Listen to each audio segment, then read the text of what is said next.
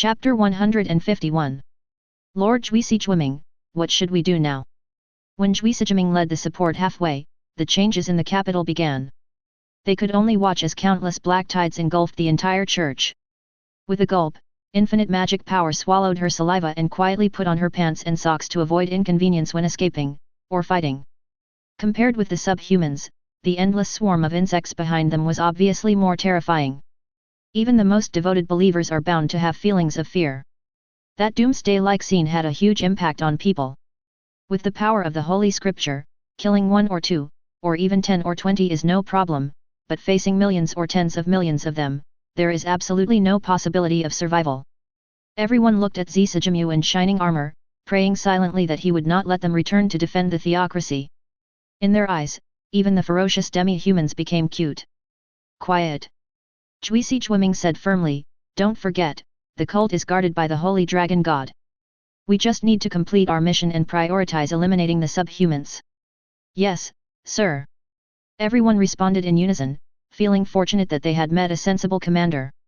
Master Juisijwiming, that green barrier was made by the Holy Scripture of Eternal Earth, right?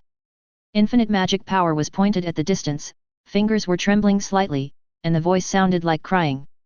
Juisijwiming was talking to everyone, and happened to have his back to the church. She didn't even look at him and just hummed, this is a special skill they have learned. It can ensure that the temple will not fall. That was a magic barrier unfolded by the world-class item leaves of the world tree. It was the last bulwark of the theocracy and it could never be easily broken. The only way to break it is to sneak into the temple and kill the members of the Eternal Earth Scripture before the barrier is formed. The chances of this happening are very small, not to mention there is Sig, he won't let such an accident happen. The attention of the others was also drawn over, and their expressions changed, with an expression of horror that was difficult to conceal on their faces. Juisijwiming seemed to realize something and turned around suddenly. The green barrier started from the top, gradually dissipated, and finally shattered into tiny points of light and dissipated into the air. The abyss locusts rushed in like starving ghosts that had smelled meat. The sacred temple was completely defiled, the white color on the surface disappeared, and it was covered with a faint black color. If you look closely, you can see that they are densely packed abyss locusts. They are attached to the walls as if they want to swallow everything into their stomachs. Juisijwiming's pupils trembled and he shouted in disbelief, how is this possible? It's impossible. Calm down. Seeing that their commander's reaction was even greater than theirs, a group of people began to persuade him. It took Juisijwiming a long time to come back to her senses. Her eyes were bloodshot and she clenched her teeth to prevent herself from choking. All of them, Islam. As soon as he finished speaking, Juisijwiming rushed into the insect swarm like an arrow, leaving no one alive and tearing a gap in its path. Everyone hesitated for a moment and followed. With Juisijwiming paving the way, they might really have a chance to survive. Even for the sake of their families, they can no longer be cowardly. Go! Ah! As the last person screamed, there was no one left alive. There were corpses lying all over the ground, all wearing the same khaki uniform. They were obviously members of the Holy Scripture of Eternal Earth. Demiurge held a dim emerald green leaf in his hand. It was the theocracy's last world-class item, the leaf of the world tree. It's not bad as a trophy. As the magic barrier disappeared, the abyss locusts swarmed in directly. A magical scene appeared. Demiurge was not attacked, and even his followers, the little devils, were ignored. As expected, this is all thanks to Insama's orders. The number of abyss locusts is too large to accurately control each individual one, and the attack will be directed by a unified swarm consciousness. The only order Ainz gave was to kill humans, but Demiurge was a demon, so he was not attacked. Although the abyss locusts could not cause any substantial harm to him, it was too funny to be attacked by something he summoned himself. He also has to put on a show in front of the general public and cannot make such a low-level mistake.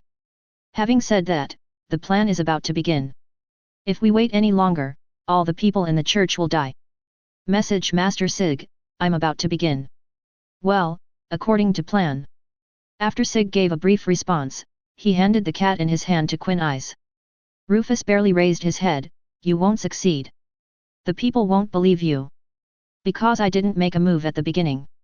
Rufus didn't answer, but just looked at Sig with a mocking look. Sig was not angry, and kindly explained, I am injured, of course I can't rush to the battlefield immediately. How are you injured?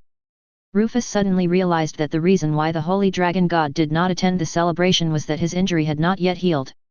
This was just an excuse, delivered personally by the top leaders of the church, but the people did not know so much and believed the injuries to be true. He who fools others will suffer in the end. Rufus was furious. Don't try to be so righteous here. You and Jaldabaoth are in cahoots. You deceived everyone.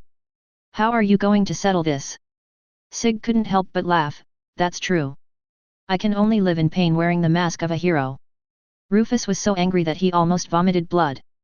He couldn't beat him, nor could he convince himself. He was so angry that he almost died. In the sky, Demiurge used the skill Complete Demonization, and his body suddenly swelled up, and the flames completely enveloped him. When his wings were fully spread, flames erupted from the flowing magma, like a burning sunday. I am Jaldabaoth. Tremble, human. Those who were still fighting looked up at the sky. Most of them were close to heroic level, and they managed to hold off the attack of the Abyss Locusts by relying on their collaboration. Seeing the culprit appear, everyone's eyes were filled with hatred. All their family members and friends are dead, how can they not hate it? Demiurge smiled, and his expression was truly pleasing. The top leaders are dead, your holy dragon god is also injured, and I have absorbed the power of the sacrifices and become stronger. No one can stop me from destroying the church.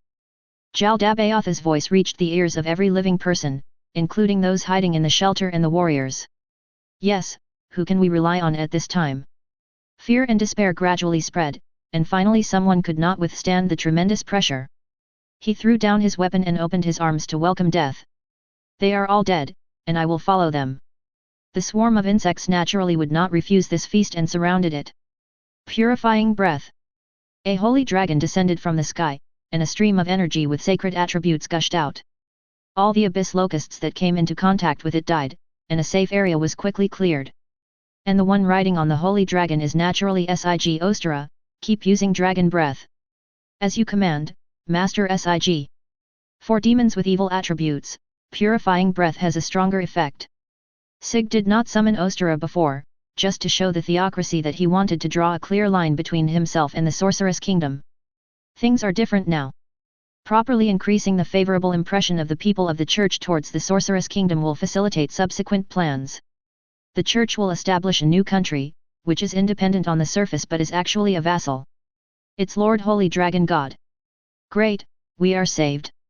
The shouts of the crowd were deafening, and even those who had been hiding took to the streets and knelt down towards the sky. Demiurge sneered, faith really makes people blind. 1 billion abyss locusts are not enough for just one dragon. When people heard the number 1 billion, they were so shocked that they didn't know what to say. They could indeed feel that the swarm was huge, but 1 billion was still too terrifying. As long as we get rid of you, this crisis will be resolved. Sig's voice was loud, but he was not wearing a helmet and his pale face was vaguely visible. He portrayed the look of trying hard to hold on very vividly. Seeing this scene, people's hearts were gripped. Ha ha ha, can you kill me?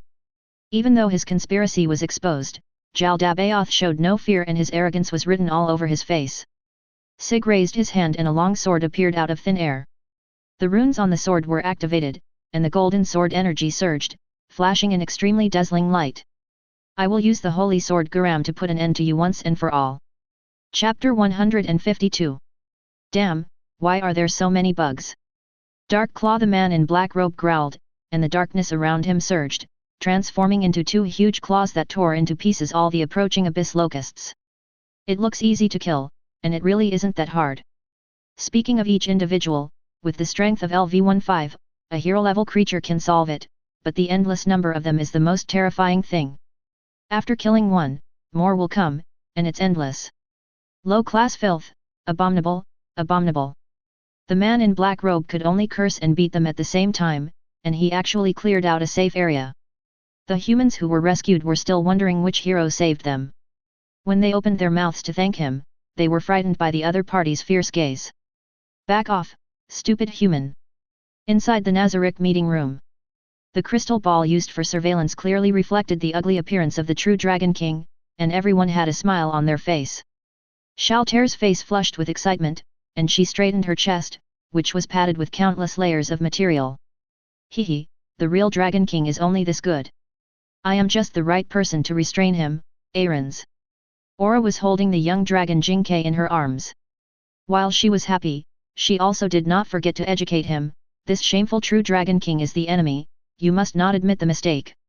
Jingke opened her mouth and blew out a small stream of flame. Woo, I understand. Mare poked his finger, his eyes eager to try, I also want to share the worries of the Supreme Being. Cocytus let out a breath of cold air, obviously planning to take action as well. Albedo snorted coldly, Sebastian, don't you have anything to say? Sebastian seemed to be in a trance. When he was suddenly called, he uttered an exclamation. He quickly apologized, my apologies, Ainz-sama. Ainz raised his hand and mercifully forgave this minor flaw, but he also wanted to know why the other party was so absent-minded. Sebastian, do you have anything to say? Yes, in addition to the elf king's body and his concubine, I also brought back a forest elf girl. Sebastian explained earnestly, he has royal blood, and I think he has value, so I brought him back with me. Ainz sighed quietly. So that was the reason. It sounded like there was no problem at all. But it is easy to understand from Albedo's perspective. She was angry because Sebastian acted on his own and did not report in advance. After all, Sebastian had done something similar when he was in the kingdom, and Swear was almost mistaken for a betrayal. From the ruler's perspective, neither of them did anything wrong, but he still had to say something symbolically. Ahem, Sebastian, you are indeed too reckless. This is the second time you have done that. I'm very sorry. Sebastian nodded deeply. He had no intention of refutation at all. He did have the intention of bringing Loki back to use him, but he could not deny that this move was also out of pity. This was the result of his weighing of the two factors. Ainz changed the subject and said, however, I am pleased to see that you have given it so much thought. I will not punish you this time, but I just don't allow it to happen again. Let Kier take care of the elf girl first. We can discuss her affairs later. Thank you for your kindness. Sebastian sat down, and this hurdle was passed. Although Albedo was still unhappy, she couldn't say anything since Ainz had already spoken. Seeing this, Ainz brought the topic back to the topic, I have discovered something about the Everdark Dragon King. The man in black robes here is probably just a corpse that he manipulated using necromancy. The dragon race is not an alien species in the traditional sense. Only a few of them have mastered the magic of transformation. Even the Platinum Dragon King has to control his armor to conceal his true identity. The Dark Dragon King should also have similar means. Albedo's expression was solemn. It seems that the Dark Dragon King has killed a player before and seized his world-class item. This information has also been verified by the Seven-Colored Dragon King. Ainz looked at the man in black robes with mixed feelings. This was the player's body. It always makes me feel a little sad to see someone end up like this. After all, if he has mastered 20, he must be a level 100 player. If you are not attacked by surprise when you are completely unprepared, it is difficult to be killed directly, and you won't even have the chance to use resurrection items. In the other world, this is the result of being credulous. This made Ainz even more resolute in his thinking. To be merciful to the enemy would mean being cruel to one's own people. He must not be soft-hearted at all. Keep an eye on the Everdark Dragon King. Next, we'll just have to wait for the battle between Sig and Demiurge to be over. Yes, sir. The scene changed, and the battle between the Holy Dragon God and Jaldabaoth had reached its climax. The bright golden light and the dark red firelight complemented each other, dyeing the sky into two colors. Both sides used very few skills, which was equivalent to direct close combat. The sword blades and claws constantly collided, the figures collided, and then immediately separated, inspiring the most primitive aesthetics of violence. Many people had never seen such a grand scene in this life, let alone in their previous life, and they were all fascinated by it. Ostara did not join the battle. She opened a magic barrier to keep the abyss locusts out, providing the last safe place for the surviving humans. The pale golden sphere is extremely conspicuous among the insect swarm and can be seen from a long distance. The dragon's breath that gushed out from time to time cleared a short path, and many surviving humans headed towards safety. Although humans are weak, their vitality is quite tenacious. More and more survivors gather together, and soon there are thousands of them. Sig took in all of this and said in a voice that only he and Demiurge could hear, there are more and more people watching. It seems that they are enjoying this performance very much. Demiurge bowed his head slightly. Ah, it is of course their honor. They are such stupid and happy sheep of the theocracy. Sig shook his head helplessly. Don't let the president know this, he doesn't really approve of using this kind of leather. Demiurge realized that he had said something wrong. Thank you for your advice, Lord Sig. I have found a better leather and it will be ready for use in a while. What leather? Half-elf. Okay, I got it. Sig hurriedly stopped Demiurge, saying that if he continued, the book would be banned because it was too dark. Only Xiao Di could think of such a good way to use the excellent forest elf stallion. However, there is nothing to pity about the elf king Decameron. Just think of him as receiving the just punishment of Nazarick. The two had just chatted for a few words when a figure flashed out. Chui Sijiming was breathing heavily, looking exhausted, but before she could say anything, she was embraced by a warm embrace. Sig's concern didn't seem fake. He said in a tone of relief, Andy, I'm so glad you're okay. I was so worried about you. Chui Sijiming was stunned for a moment, and finally swallowed the question that was stuck in his throat. She looked at the scarred Sig in front of her, her voice a little hoarse. Are you okay too? Chapter 153. Holding on to luck, this is Chui Sijiming's current mental state. The fact is that Sig is fighting Jaldabaoth, and the Holy Dragon is doing his best to protect the people. Even the cursed sword group around her had never done anything to harm her. On the contrary, they helped her a lot in the insect swarm. Maybe he had some ulterior motive? Jaldabaoth was so cunning, so there was a chance that he might have such a plan. After all, she was not present when the temple fell, so she could not conclude that Sig had betrayed her based on speculation alone. Chui Sijiming's brain became very confused. She didn't know how to deal with it at this moment, so she simply stopped thinking about it. After all, there is a powerful enemy ahead and humans are still dying, so the important thing is to end this disaster as soon as possible. Let's get rid of Jaldabaoth together. We can't let the locust swarm continue to wreak havoc. Sig smiled, don't worry, everything is under control. In every way, the plan worked. Hey, don't push your luck. Chui Sijiming raised his arm and struck back hard with his elbow. Sig groaned, then stuck out his tongue with a smile, that hurts. Seeing that he was still joking, Chui Sijiming became even angrier. She clenched her fists and couldn't help but swing them out. Well, thank goodness you're here, otherwise I really wouldn't be able to defeat Jaldabaoth. Sig took the fatal punch with ease, a trace of blood flowing from the corner of his mouth, and it was obvious that he was just holding on. In fact, he was not pretending this time. In order to make the performance more realistic, he deliberately did not use healing magic. This is the sense of belief of the veteran actor. Demiurge is not very good at hand-to-hand combat, but after becoming a complete demon, his attributes in all aspects have been greatly improved, and he is not at a disadvantage in a battle against Sig in human form. In fact, it would be much better for Sig to use the half-dragon form, but considering the theocracy's belief in the advocacy of humans, he gave up this idea. Okay, come over here and discuss the battle plan. Chui Sijiming retracted his fist and replied sullenly, yet. Sig raised his finger and pointed at Jaldabaoth, saying sternly, Enti, for everyone's sake, use Death End on him. Chui Sijiming opened his mouth in surprise. How could such an important trump card be spoken out so casually? If he uses resurrection magic, then all our efforts will be wasted.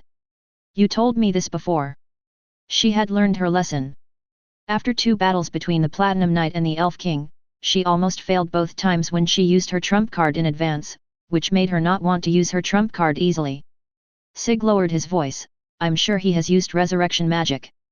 Generally, resurrection magic will reduce the level of a character to varying degrees after resurrection, but Jaldabaoth became even stronger. Why is that? Chui Sijiming's eyes lit up, that is to say, although he has the ability to resurrect, he can't use it easily. The more powerful the forbidden magic, the greater the price to pay. This is basic common sense. Pa. Demiurge clapped his hands gracefully. I didn't expect you two would discover me.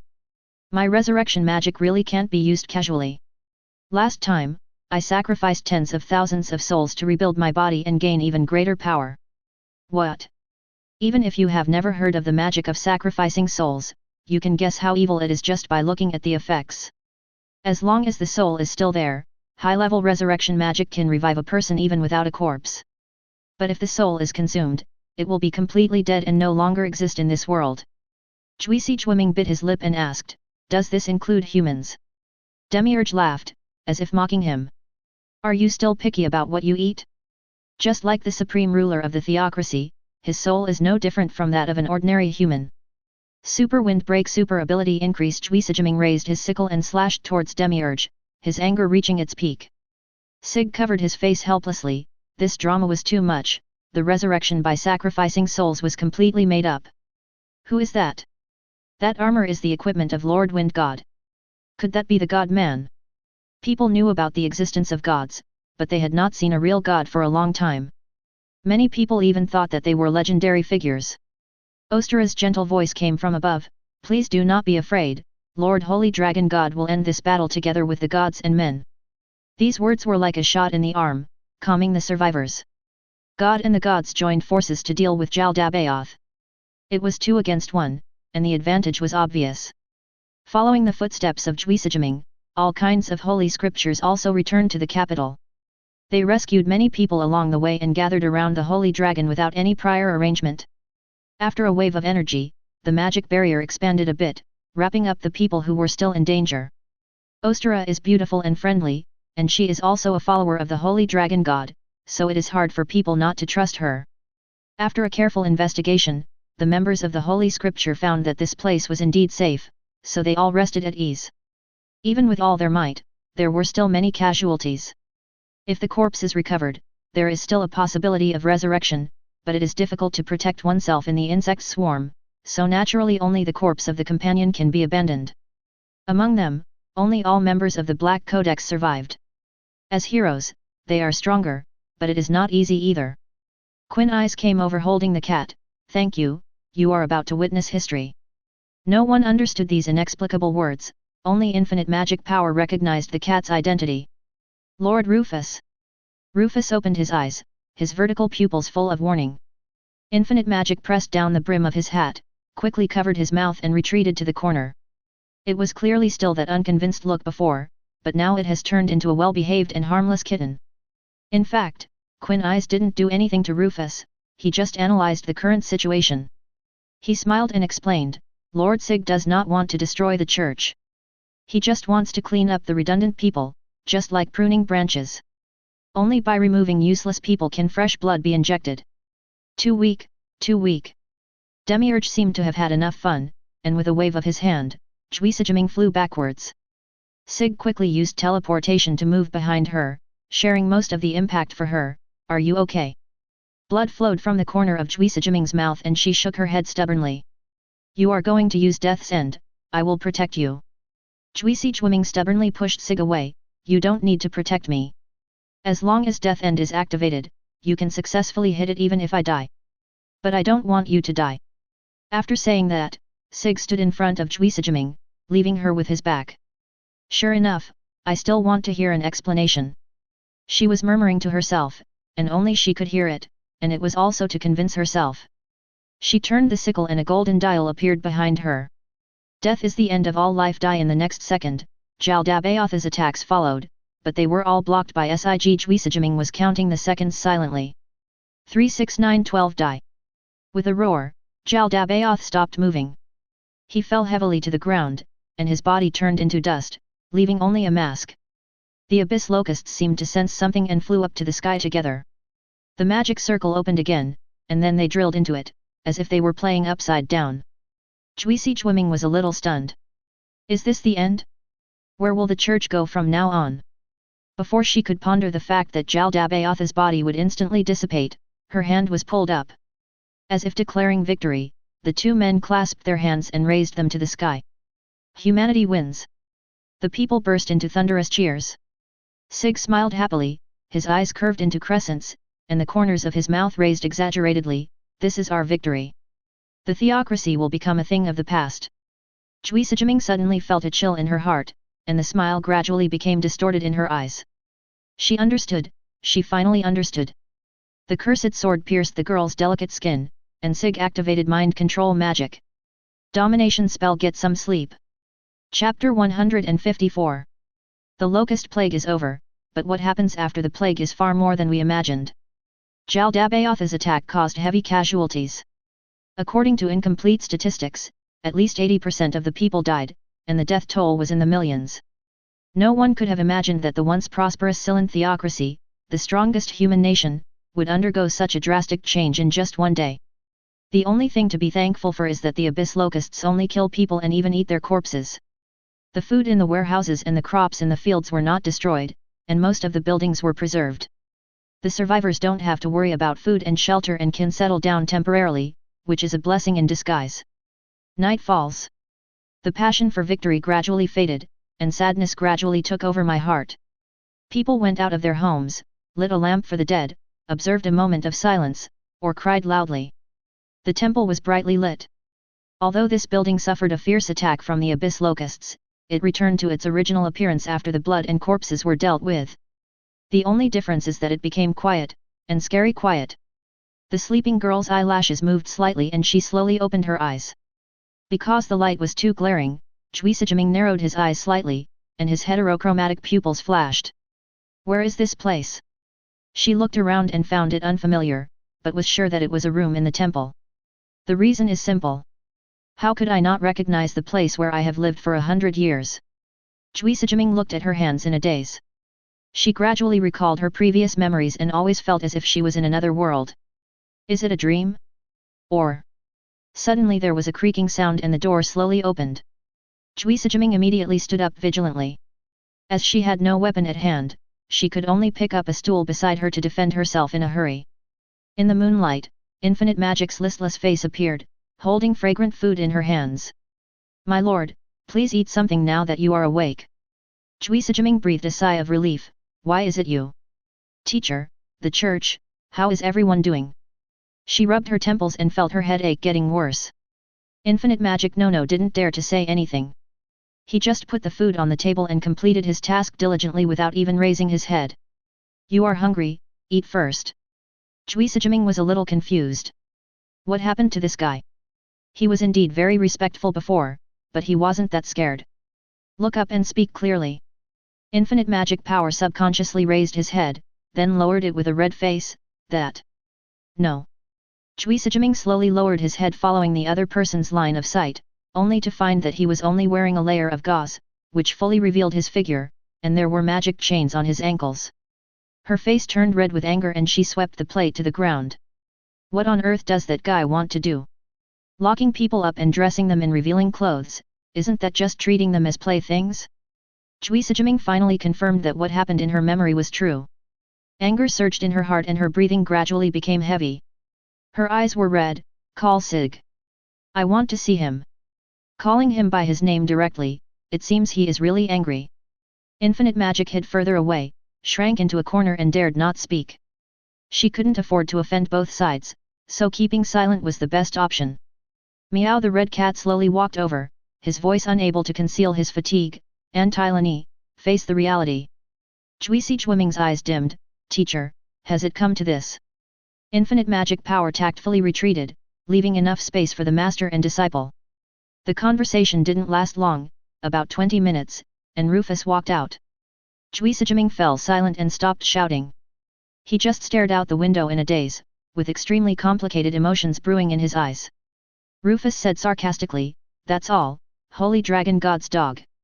Ainz, who was standing at the door, smiled slightly. This was a compliment to him. Considering that the other party might get angry, he was kind enough not to explain. This can only benefit you. Do you want the bloodline of God to be cut off? Rufus growled threateningly and showed his sharp fangs. In just a few seconds, he could tear the throat of the person in front of him. But in order to preserve his master's final legacy, he couldn't do that. An undead who has lived for hundreds of years, a follower of the god of death, has only a few obsessions in his heart, so it is too easy to threaten him. A faint halo appeared in Ainz's eyes, which gradually became clearer. His eyes were very fanatical. Lord Holy Dragon God will show mercy. At this moment, in the deepest part of the Silent theocracy, in that sacred and inviolable room. Directly in front, the statues of the 6 gods still stood there, clean and tidy without a trace of dust, obviously the result of regular cleaning. Considering the special nature of this room, Sig has only entered it once, and the person who cleaned it can only be a senior member of the church. The church has done a good job in equality and human rights. The higher the position, the lower the salary. This is true even for the highest priest, who does things like cleaning himself. Under such a system, corruption is indeed prevented from breeding, and a group of people who can be called the light of humanity are selected. Ainz looked at the 6 statues and sighed, they have indeed accomplished great things. Are we being too mean to do this? We feel like villains. Although the theocracy was not completely destroyed, it was almost destroyed. If it were in anime, the 6 gods who traveled to another world to save humanity would undoubtedly be given the hero's script. It is no exaggeration to say that Nazarick, which destroyed this piece, is the biggest villain. Sig put his feet on the table, turning the Rubik's Cube in his hands, looking very relaxed. President, are you still thinking about this now? Ainz walked over slowly and sat down on a chair. I'm just sighing a little. I'm very self-aware. Perhaps because they had done so many bad things together, their relationship had become much closer than when they first traveled through time, and they had advanced from ordinary friends to true buddies. Couples need time to get used to each other, and the same goes for friends. Occasionally when they had some free time, the two chatted for a while, and soon there was a knock on the door. Demiurge's characteristically magnetic voice came from outside the door. Lord Ainz, Lord Sig, I have something to report. Sig looked at the time and waved his hand. It's getting late. I'm going to bed. You guys can chat. Demons and undead do not need food, drink, or sleep, so as a dragon man, he will not keep up with them. Ainz is a little confused. Is this a proper sleep? Chapter 155. Xiao Di, thank you for your hard work this time. Are you okay? Sig walked out the door and expressed his concern to Demiurge. He couldn't forget the great hero this time. Demiurge was somewhat flattered. He tried hard to control his excitement and gave an elegant smile. Master Sig, you are too kind. I am truly grateful for the precious item you have given me. The precious item is called Substitute Doll. During the duration of its effect, the damage suffered by the user will be transferred to the item and borne by the user. If the user receives damage that is fatal, the item will avoid death at the cost of being destroyed. The instant death magic that Juisi used to strengthen death final was the 8th rank death. It was not of high rank and was a single target magic, so the item was activated smoothly. This is why Jaldabaoth was reduced to dust in the end. His real body had already escaped several kilometers away using teleportation magic. Sig waved his hand. Props are just dead objects. Your safety is more important. Although he knew it would be impossible for him to see Albert again, he was always grateful to this enthusiastic netizen. I was able to travel through time thanks to his guidance, and he also played a role in getting me into the game. Unable to thank the person himself, Sig can only pour his affection on the other person's child. From this perspective, the same goes for Sebastian. Takamai has helped him a lot both in real life and in the game. Sig also thought about bringing the two of them here, but they all had their own lives in reality, and time travel might not be a good thing, so he quickly gave up the idea. The corners of Demiurge's mouth were already trembling, and his tail was wagging wildly. Forget it, I have other things to do, so I won't talk to you anymore. The president is waiting for you inside. Seeing that it was getting later, Sig stopped talking in time. Demiurge nodded, I understand. Well, continue to be loyal. Sig patted Demiurge's shoulder meaningfully, leaving only his back. Demiurge quietly felt the touch on his shoulder and turned to walk into the room. What Sig meant by this was naturally to look for the ultimate death. But don't get me wrong, he's not a pervert, he's just worried. According to Ainz's cautious approach, Zisajime should be locked up in the ice prison. With chains and high-level monsters guarding him, he would have no chance of escaping. Considering her desperate situation, Sig gave her a little privilege and just locked her up in a room. If the other party is determined to escape, that is naturally possible. All we have to do is cut off her legs, and the guards will not be able to beat her. There is healing magic in this world, and this kind of injury is not difficult to treat. Sig actually gave her a choice, to stay or to run away. The former is a happy ending for everyone, but if you choose the latter. Sig has never been a good person, and his kindness is very limited. I hope you don't make the wrong choice, Andy. Sig walked quickly and in the blink of an eye he arrived at the room where Juisi was imprisoned. Quinn Eyes had long disappeared and there was no one at the door. He raised his hand and knocked on the door, then pushed it open. The room was pitch black, and all that came into view was a gorgeous girl in the moonlight. Juisi skin is originally white, and under the soft moonlight, it looks as translucent as white porcelain. Since she was only wearing a thin gauze, it couldn't cover too much, giving her a kind of hazy beauty. She tilted her head slightly. "Darling, you're here." Sig had to admit that he was amazed. But where did this dress come from? With her desperate personality, she probably wouldn't take the initiative to put it on to seduce him. Thinking of this, he asked. A trace of embarrassment flashed across Cui Sijiming's face. Why did she still have to humiliate her after she was in such a state? Do I have to admit that she did it voluntarily? She forced a smile and said, "Isn't it the clothes you gave me, darling?" Sig was really stunned now. He just had Cui Sijiming locked up here and had never made such a perverted request. But he soon figured out what was going on. Having an overly capable subordinate was not a good thing. However, Ainz's aesthetic taste is surprisingly good. Sig smiled and praised, "It's beautiful and suits you very well." Cui Sijiming's eyes dimmed a little. It turned out that he wanted her body. He pretended to be a gentleman last time. This relationship was a complete scam, maybe it was just for her bloodline. After going through so much trouble, she ended up meeting the same scumbag as her mother. Fate is really ridiculous. Isn't her life miserable enough? What's wrong? Cui Sijiming adjusted his mood, walked over, took Sig's hand, and brought it to his chest. "Darling, I've made up my mind. Now let's fulfill our promise." Sig shook the cold hand and said, "Don't you want to know the truth?" That's not important. For example, are Jal Dabaoth and I in cahoots? How did the chief priest die? Sig leaned close to Cui Sijiming's ear and asked, "Also, what is my purpose?" Cui Sijiming's lips trembled. Before talking to the teacher, she couldn't hold back any longer and would definitely grab the other person's collar and question him. But she already knew the general truth, so she was no longer so excited. She forced a smile and said, "Darling, don't talk about the past anymore. Isn't it good for us to live happily together?" Sig was silent for a moment, then placed the hand on his chest. "I like you. Sincere eyes, steady heartbeat, this is the truth." "Why? Why did you have to confess?" Cui Sijiming opened her eyes wide, tears streaming down her cheeks. She completely collapsed, pulled out the hidden knife and stabbed it hard. The blade left a very shallow wound on the skin, with only a few drops of blood oozing out to prove that the wound had ever existed. Sig did not stop him. He just watched Cui Sijiming vent his anger quietly, his eyes calm and emotionless. Cui Sijiming was gasping for breath, and when he came to his senses, he calmed down a little. The two were in an awkward position now. Sig was lying on the ground, and Cui Sijiming was riding directly on him. Cui Sijiming realized it belatedly and felt embarrassed. She wanted to get up, but her waist was firmly held by a pair of big hands. "Have my baby." Sig suddenly laughed, "Did you think I would say that to you? Don't get me confused, bloodline is not important to me because I am already strong enough." Cui Sijiming felt as if the world was spinning around her and she was being pinned down firmly. "I won't lie in bed. If you want to be my woman, you should be ready to devote yourself to me." Cui Sijiming shrank back, and the man's words mixed with hot breath completely enveloped her. She was scared.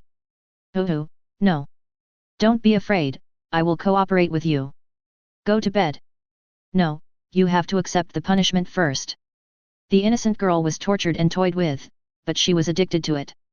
Chapter 156. In a blink of an eye, the sky became bright.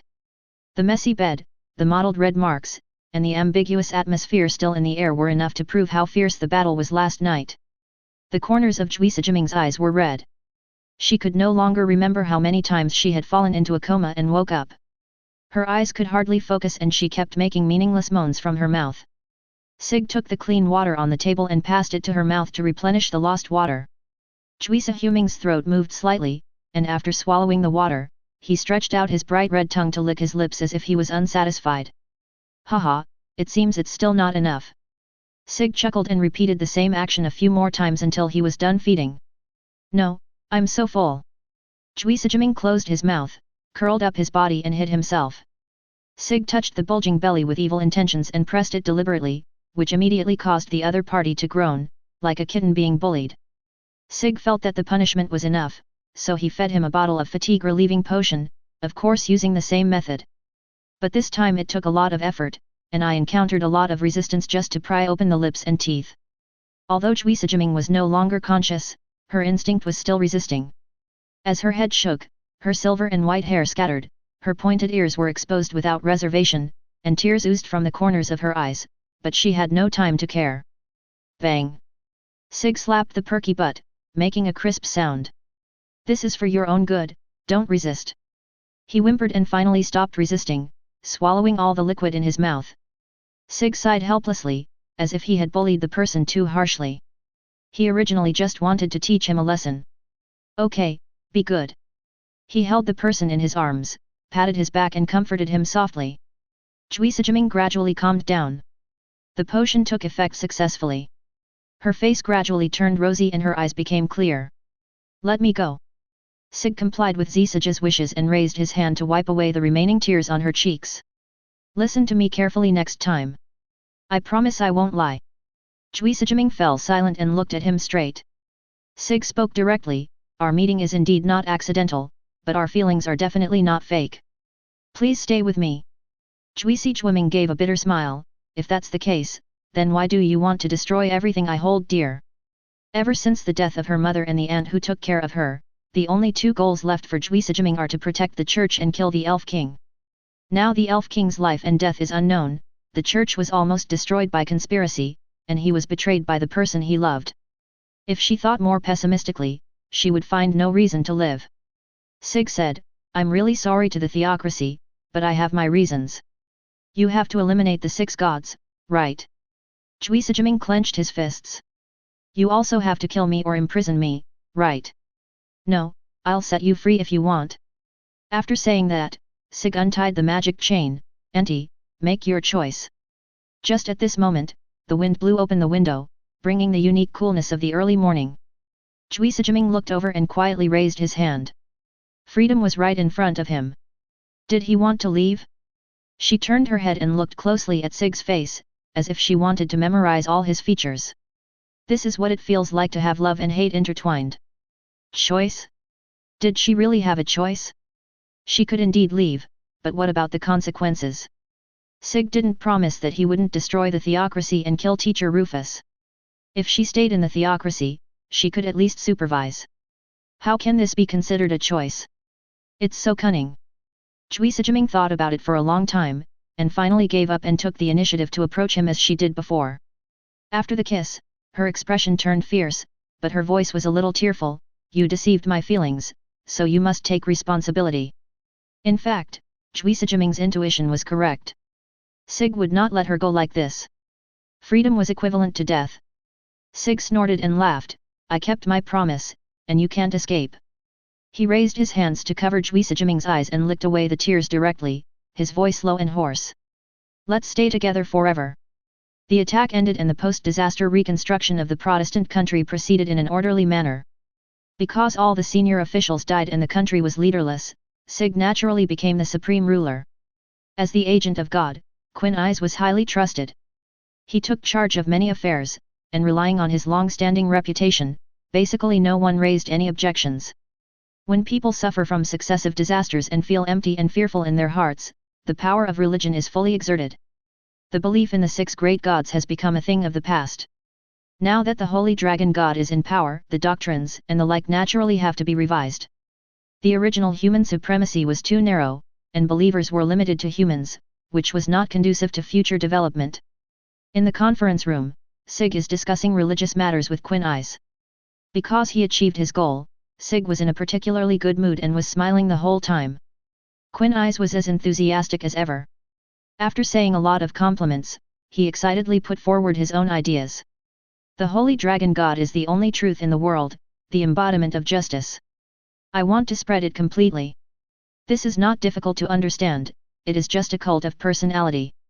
Although not as lofty as the idea of human supremacy, this basic doctrine is actually very suitable for the current situation. Without directly denying the 6 gods, people will not feel resistance, and believers will not be quickly absorbed, gradually changing people's will. Sig thought about it for a while and agreed, just do it. I'm looking forward to what will happen next. Ainz nodded vigorously, and the patterns in his eyes fully appeared, which was a symbol of successful job change.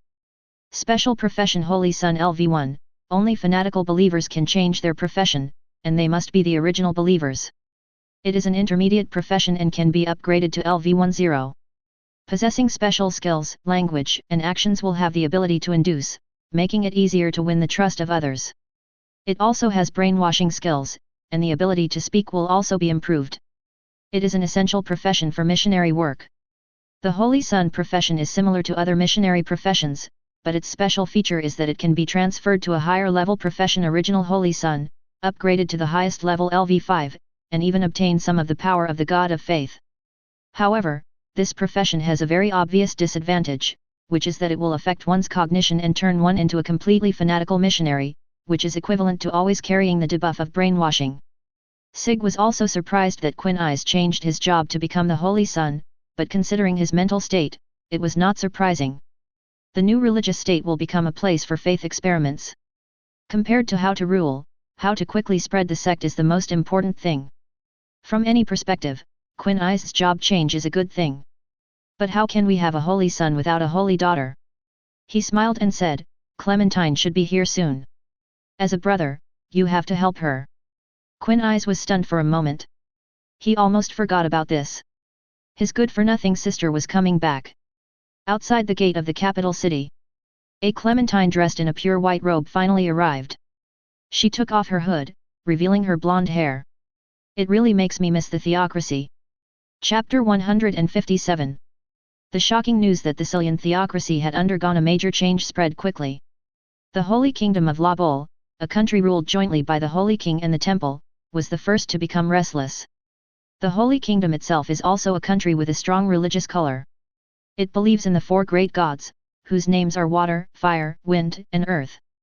They are the four of the six great gods of the Sicilian theocracy, excluding the gods of light and darkness, that is, the gods of life and death. The beliefs of the two countries are of the same origin. They are both purely human countries and are extremely hostile to outsiders. The Holy Kingdom was established only 200 years ago, and its foundation is much weaker than that of the theocracy. In order to avoid being destroyed, most of its military forces are used to resist the demi-humans in the Auburn Hills. Due to external pressure, the nobles also worked hard for the country and the people, and there was no corruption like in the kingdom. The theocracy's frequent extermination of demi-humans also indirectly helped the Holy Kingdom. The two countries' private relationship was not bad and they often had exchanges. The first female Holy King, Carco Basaraz, who was at the pinnacle of power in the Holy Kingdom, had a look of compassion. How could this happen to millions of people? This Holy Queen has long golden hair like silk, and a white robe that outlines her perfect figure. Her lovely face is even hailed as the greatest treasure of the Holy Kingdom. Also hailed as a treasure, the Saint Queen's beauty is indeed comparable to Lana's, but what is most commendable about her is that her heart is as kind and pure as her appearance. But it seems that the subhumans have been dealt with. We don't have to be on guard against them all day. The person who spoke was a woman with brown hair. Her facial features were dignified, but her eyes were upturned and her gaze was sharp. She exuded a cold temperament. Remedios Custodio, leader of the Paladins, white, one of the 9 colors of the Holy Kingdom. The 9 colors of the Holy Kingdom are 9 color titles bestowed by the Holy King. Only talents in various fields can obtain them, mostly because of strength. People who have made outstanding contributions in the cultural field can also be awarded. Remedios obviously did it because of the former. She was an extremely outstanding paladin, and hanging around her waist was the Holy Kingdom's national treasure, the Holy Sword Sepharazia. Carl sighed, that's true, but the church is close to being destroyed. Actually, this is also a good thing for the Holy Kingdom. If it weren't for the theocracy, wouldn't we be the ones suffering from this kind of impact? We should think positively. The person who was speaking at this time looked similar to Remedios, except for a slight difference in the corners of her eyes. This slight difference brought about a different temperament, making her look like a sinister and evil woman.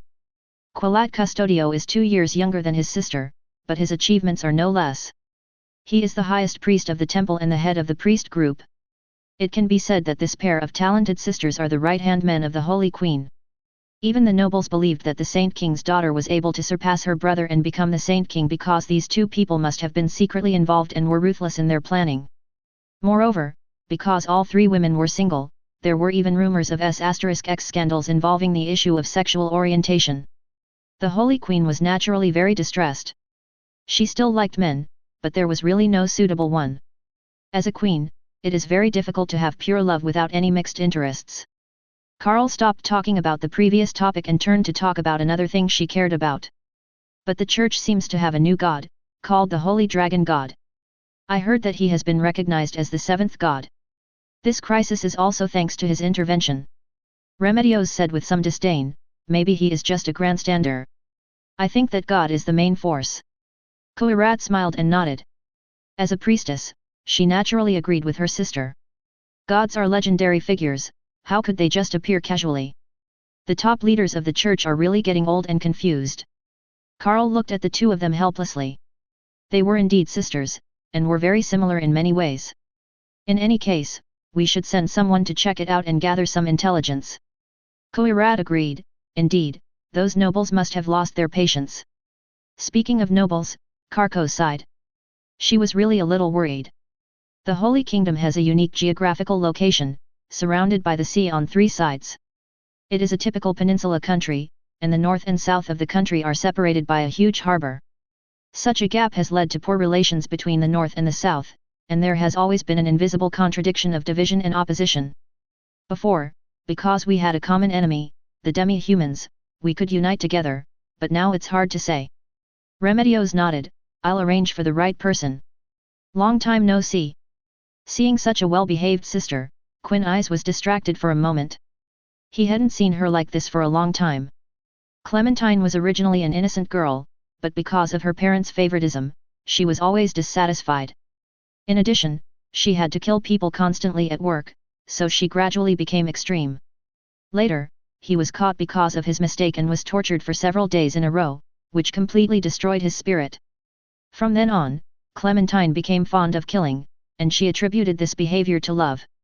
Later, she directly defected from the church, stole the wise crown of the priestess, and was wanted by the Windflower scripture. As a brother, Ainz is also responsible for his sisters becoming like this, but he did nothing. The relationship between the two is not good, they are just strangers. Ainz said with great satisfaction, Sister, you have really become a perfect woman, all thanks to Lord Holy Dragon God. Clementine's eyes sparkled. She used to only feel jealous and resentful towards her outstanding brother, but now she had a different feeling. Brother, it turns out that you are also a believer of the Holy Dragon God. Yes, I have already changed my job to become a holy child. Lord Sig asked me to help you complete the job change as well. It's really enviable. It seems I have to keep working hard. Long live the Holy Dragon God. The two smiled at each other. Blood relationship was not important at all. It was faith that brought them closer. Neuropathy. Rufus, who was hiding in the dark and watching, sneered with disdain. He had completely lost hope for the future of the theocracy. Cats can't run around. It's dangerous here. A devilish voice appeared behind him, and Rufus jumped in fright, his hair suddenly standing up. Sig just smiled and picked him up regardless of the other party's resistance. Come with me to meet someone. If you don't obey, I can't save your life. Rufus bared his teeth, but thinking of the previous lesson, he didn't dare to really move his mouth. Let me go, who are you taking me to? You'll know when you see it. Don't be too surprised. The moment Rufus saw the skeleton undead, his eyes widened, Master. Chapter 158. It's really cute. Ainz took the cat, raised his bony hands, and slowly smoothed its fur. After all, they are cute little animals, and even the ruler of death is willing to show a slightly softer side. After a brief shock, Rufus realized that this man was not his master, but the Sorcerer King of the Sorcerer Kingdom. The feeling of bones touching fur was not comfortable, but it reminded him of his master, the god of death, Sirs Hannah. Thinking of the distant memories, Rufus actually forgot to resist and snuggled in the soft silk, enjoying the caress and even making snoring sounds. After obediently exposing his belly, he suddenly reacted and rolled over to stand up. Meow. Ainz thought he had hurt the other person, so he quickly let go of his hand and asked, Are you okay? If Rufus were a human, his face would definitely have turned red, but he was just a kitten and didn't need to be so ashamed. He nudged the corner of Ainz's clothes and started to act cute. Meow, keep going. This expression is really too foul and so cute that no words are needed. Ainz seemed to be bewitched and was about to continue caressing. Sig lifted Rufus up and said, Hey, you are hundreds of years old, why are you pretending to be cute here? Rufus waved his cat claws in dissatisfaction, trying to break free from the shackles, but was almost knocked unconscious by a blow to the head, and a big bump appeared on his head. Ainz advised, "Sig-san, don't be so rude." Sig threw the red cat in his hand to Ainz, "President, only obedient pets are good pets. You have a very good personality. There are no cats in the other world. This is a rare animal. Humans have 3 major desires: appetite, sleep, and sexual desire. Ainz has completely lost the first 2, and it doesn't matter whether he has sexual desire or not, as he will calm down as soon as he gets a little excited. However, the desire and curiosity to collect rare items have been well preserved, which can be simply put as collecting addiction." Sig then realized that it seemed to be true. Not only cats, he had never seen dogs either. All the familiar animals had disappeared. "But since you like cats so much, it reminds me of that guild." "Makes sense, that's what they're famous for. The Guild Cat Kingdom occupies a city as its base. All the NPCs are cats or felines, and they have basically no combat power." Rufus's performance also proves this point. He is actually just an undead cat and his fighting ability is terrible. Rufus didn't quite understand what the two were talking about, and his eyes were filled with confusion. "If you like, President, you can take this cat with you. It will be a good companion for you to relieve your boredom." Sig glanced at Rufus and smiled wickedly, "You have to be careful. He is the first follower of the god of death. Be careful of being betrayed." Meow. Rufus let out a dissatisfied cry to express his dissatisfaction. Ainz thought about it, and finally agreed. With his cautious character, he would not keep the enemy close to him and would just kill it directly, but he really wanted it. With a little effort, a harmless cat can't cause any trouble. The two of them decided Rufus's ownership with just a few words. The weak cat had no right to resist and could only allow himself to be manipulated. Sig's reason for getting rid of Rufus was simple. The cat knew the truth, and if it told lies, bad things would happen, and the degree of punishment would be hard to control. The best outcome is to just throw the trouble away, out of sight, out of mind. Ainz happily teleported the cat back to the Sorceress Kingdom and then got down to business.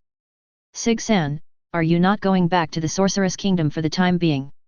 Sig nodded, "There's a lot of stuff going on here, I need to finish it all, and I might spend more time here in the future. This is not difficult to understand. Sig plans to open up a second base after the Sorceress Kingdom and disperse his forces in order to better protect Nazarick." Ainz was still a little melancholy. "I feel a little lonely after not seeing you for a long time." Sig was drinking tea and nearly spit it out when he heard this. "You're so cheesy. And you used the portal and it only took a few seconds to get here." Ainz thought about it and it seemed to be the case. Besides, now that he had a kitten, he wouldn't be too bored in the future. "It seems like you need to find a girlfriend. Are you really not considering Ibaru?" Ainz blushed, "Let's stop talking about this. I don't like girls that young. If you like her, just keep her." He has completely accepted Sig's plan to start a harem. Forget about Albedo and Shaltir, as long as they don't attack the children of Nazarick again, anything is fine. Sig curled his lips, "What a hypocrite, don't worry if he pries it away later. Let's get down to business. I want Aura and Mare to come over to handle matters in the Elf Kingdom. Bring Jinkei with you as well. I want to test his learning results." Ainz said. Sebastian also brought back a forest elf with royal blood.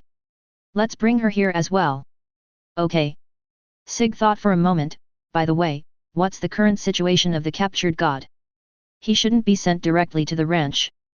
The Elf King deserves it. The teenage Kuro really doesn't deserve such a crime." "That's not the case. Xiao Di is in charge of the Elf King. I heard that he is doing some breeding experiment. The 7-colored Dragon King is also involved. I don't know the details.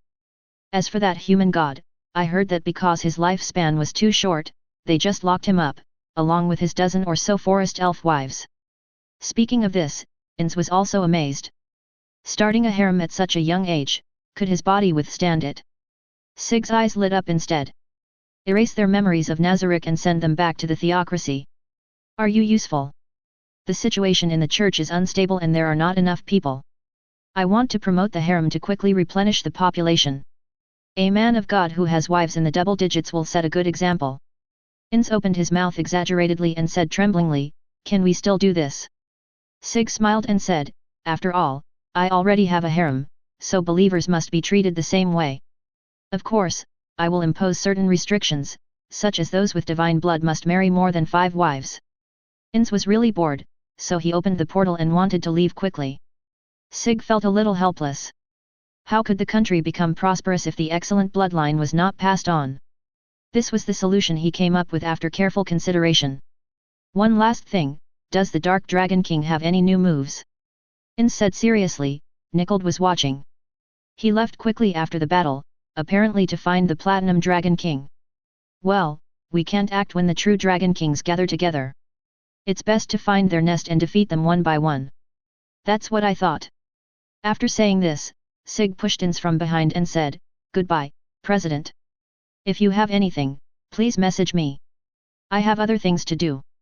Ainz was caught off guard and seemed to have cursed, as if he had forgotten his friends for the sake of a beautiful woman. Sig put on the maintenance ring. He really had something to do. "Hey, it's my turn to handle official business. Maintain the ring, you will not feel tired after equipping it, and you don't need to eat or sleep." Chapter 159. In the darkness of night, a group of people were riding wildly on horseback. They came from the west, carrying the emblem of the Holy Kingdom, passing through the Abelian Hills, and their destination was the Scylan theocracy. The leader had an exceptionally slender figure, sharp eyes, and extremely small pupils. To put it bluntly, he looked like a murderer. But it is also because of these fierce eyes that can see clearly in the dark that the group can travel at night. Pavel Berija, the Black of the 9 colors of the Holy Kingdom, originally served as a sergeant guarding the middle wall. P.S. The wall was built by the Holy Kingdom to defend against demi-humans. It is over 100 kilometers long and very magnificent. Since the theocracy incident, the threat posed by the demi-humans has been basically eliminated, and too many people are not needed to defend the city. Pavel was finally freed and was tasked with going to the theocracy to gather information. However, this mission was extremely urgent, and the leader of the paladins was pressing them, so they had to set out overnight. But we encountered no danger along the way, it was incredibly smooth, and we didn't even see a single subhuman. Perhaps it was his sixth sense that was at work. Pavel felt uneasy. He reminded them loudly, "Everyone, stay alert. Always pay attention to your surroundings." "Yes, sir." The group responded one after another.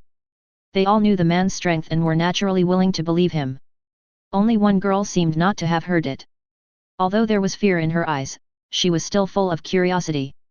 Those similar vicious eyes confirmed her identity. Ninja Berija, the daughter of Pavel Berija, was traveling this time as the leader's attendant, a person who was temporarily brought in to make up the numbers. "Servant Nia, don't be distracted." "Got it, old captain." Ningya changed her words in time, looked around and found that no one was paying attention to her, and breathed a sigh of relief. In order to get her stubborn father to agree to let her become a paladin, she had to behave well this time and had to be serious. "I heard that the Holy Dragon God is also a paladin. I wonder who is stronger between him and the strongest paladin of the Holy Kingdom?" Of course, this kind of thing is not that important. Nia's original intention of becoming a paladin was not to pursue power. Her mother was a skilled paladin, cheerful and sunny, always reliable. Ningya is very much looking forward to this. She hopes to become a shining person like her mother. In terms of strength, of course my father is stronger, after all, he is one of the 9 colors. But just like his name Black, Pavel obviously has nothing to do with sunshine, and he gives people a dull feeling. Nia also dislikes the evil eyes she inherited from her father, which makes it difficult for her to make friends because she always complains and has been beaten by her mother. To be fair, Nia did not inherit anything from her mother, but instead inherited her father's keen insight and archery talent. Following my father's path would be much easier than becoming a paladin. Her father always criticized her for not having talent. If a powerful paladin recognized her, perhaps this situation could change. Thinking of this, Ningya sighed and decided to stop daydreaming and focus on her work. She concentrated her mind and imitated Pavel's alertness. Perception is very important at night. It not only enhances senses such as vision and smell, but also helps to understand the atmosphere of the surrounding environment. Pavel brought Nia along because he saw her talent. It would be safer if the two of them were on guard together. The team moved forward in an orderly manner and soon saw the lights of the city, which meant that they were very close to the church. But before everyone had time to relax, a faint light suddenly flashed in the darkness. Pavel's eyes widened. There's an enemy.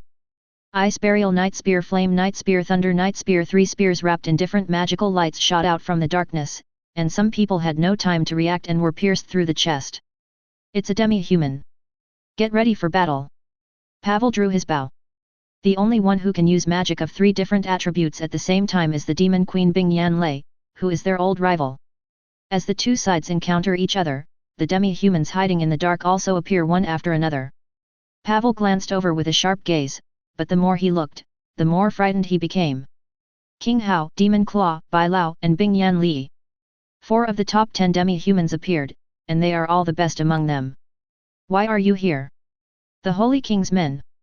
Several demi-humans were also surprised. They thought they were pursuers from the theocracy, but they immediately reacted after seeing the Holy Kingdom emblem on them. Both sides were silent for a moment, tacitly not speaking. It turned out to be an accidental encounter, which was too much of a coincidence. But the two sides are also enemies, and fighting is inevitable when they meet. The demi-humans are not so bad, there are 4 heroic level fighters. The Holy Kingdom is in a terrible situation as their combat power is totally unequal. Pavel's forehead broke out in sweat. This was the worst situation of 1 vs 4. Didn't they say that all the demi-humans were dead? Why did so many strong men suddenly appear? Remedios didn't give them any such information, and even if he had sent one more 9-colored, they wouldn't have been so passive. Why should he listen to that woman? He should have argued with her and not let Ningya get involved. For just a few seconds, Pavel appeared calm on the surface, but in fact he was madly blaming the culprit in his heart, with regret and despair intertwined. The demon claw stepped forward, the oppressive feeling of the beast god quadruped overwhelming. Leave him to me. Bing Yanlei frowned in disapproval. What time is it now? We must resolve this quickly. King Hao replied coldly, I agree. I don't want to have anything to do with the church anymore. Bai Lao's eyes were full of amusement. Perhaps because he was a monkey, his expression was particularly humane. Kill it and make it into dry food. I've been hungry for a long time. Bing Yanlei's eyes were sharp. Stinky monkey, are you provoking me? Because of their similar appearance to humans, they, the demons, do not eat humans and are disgusted to see other subhumans preying on humans. Old woman, just because you don't eat humans doesn't mean we won't eat them. Want to fight? Pavel observed carefully and found that the relationship between these 4 demi-humans was not good. It seemed more like a temporary alliance. Perhaps they had other ways to survive.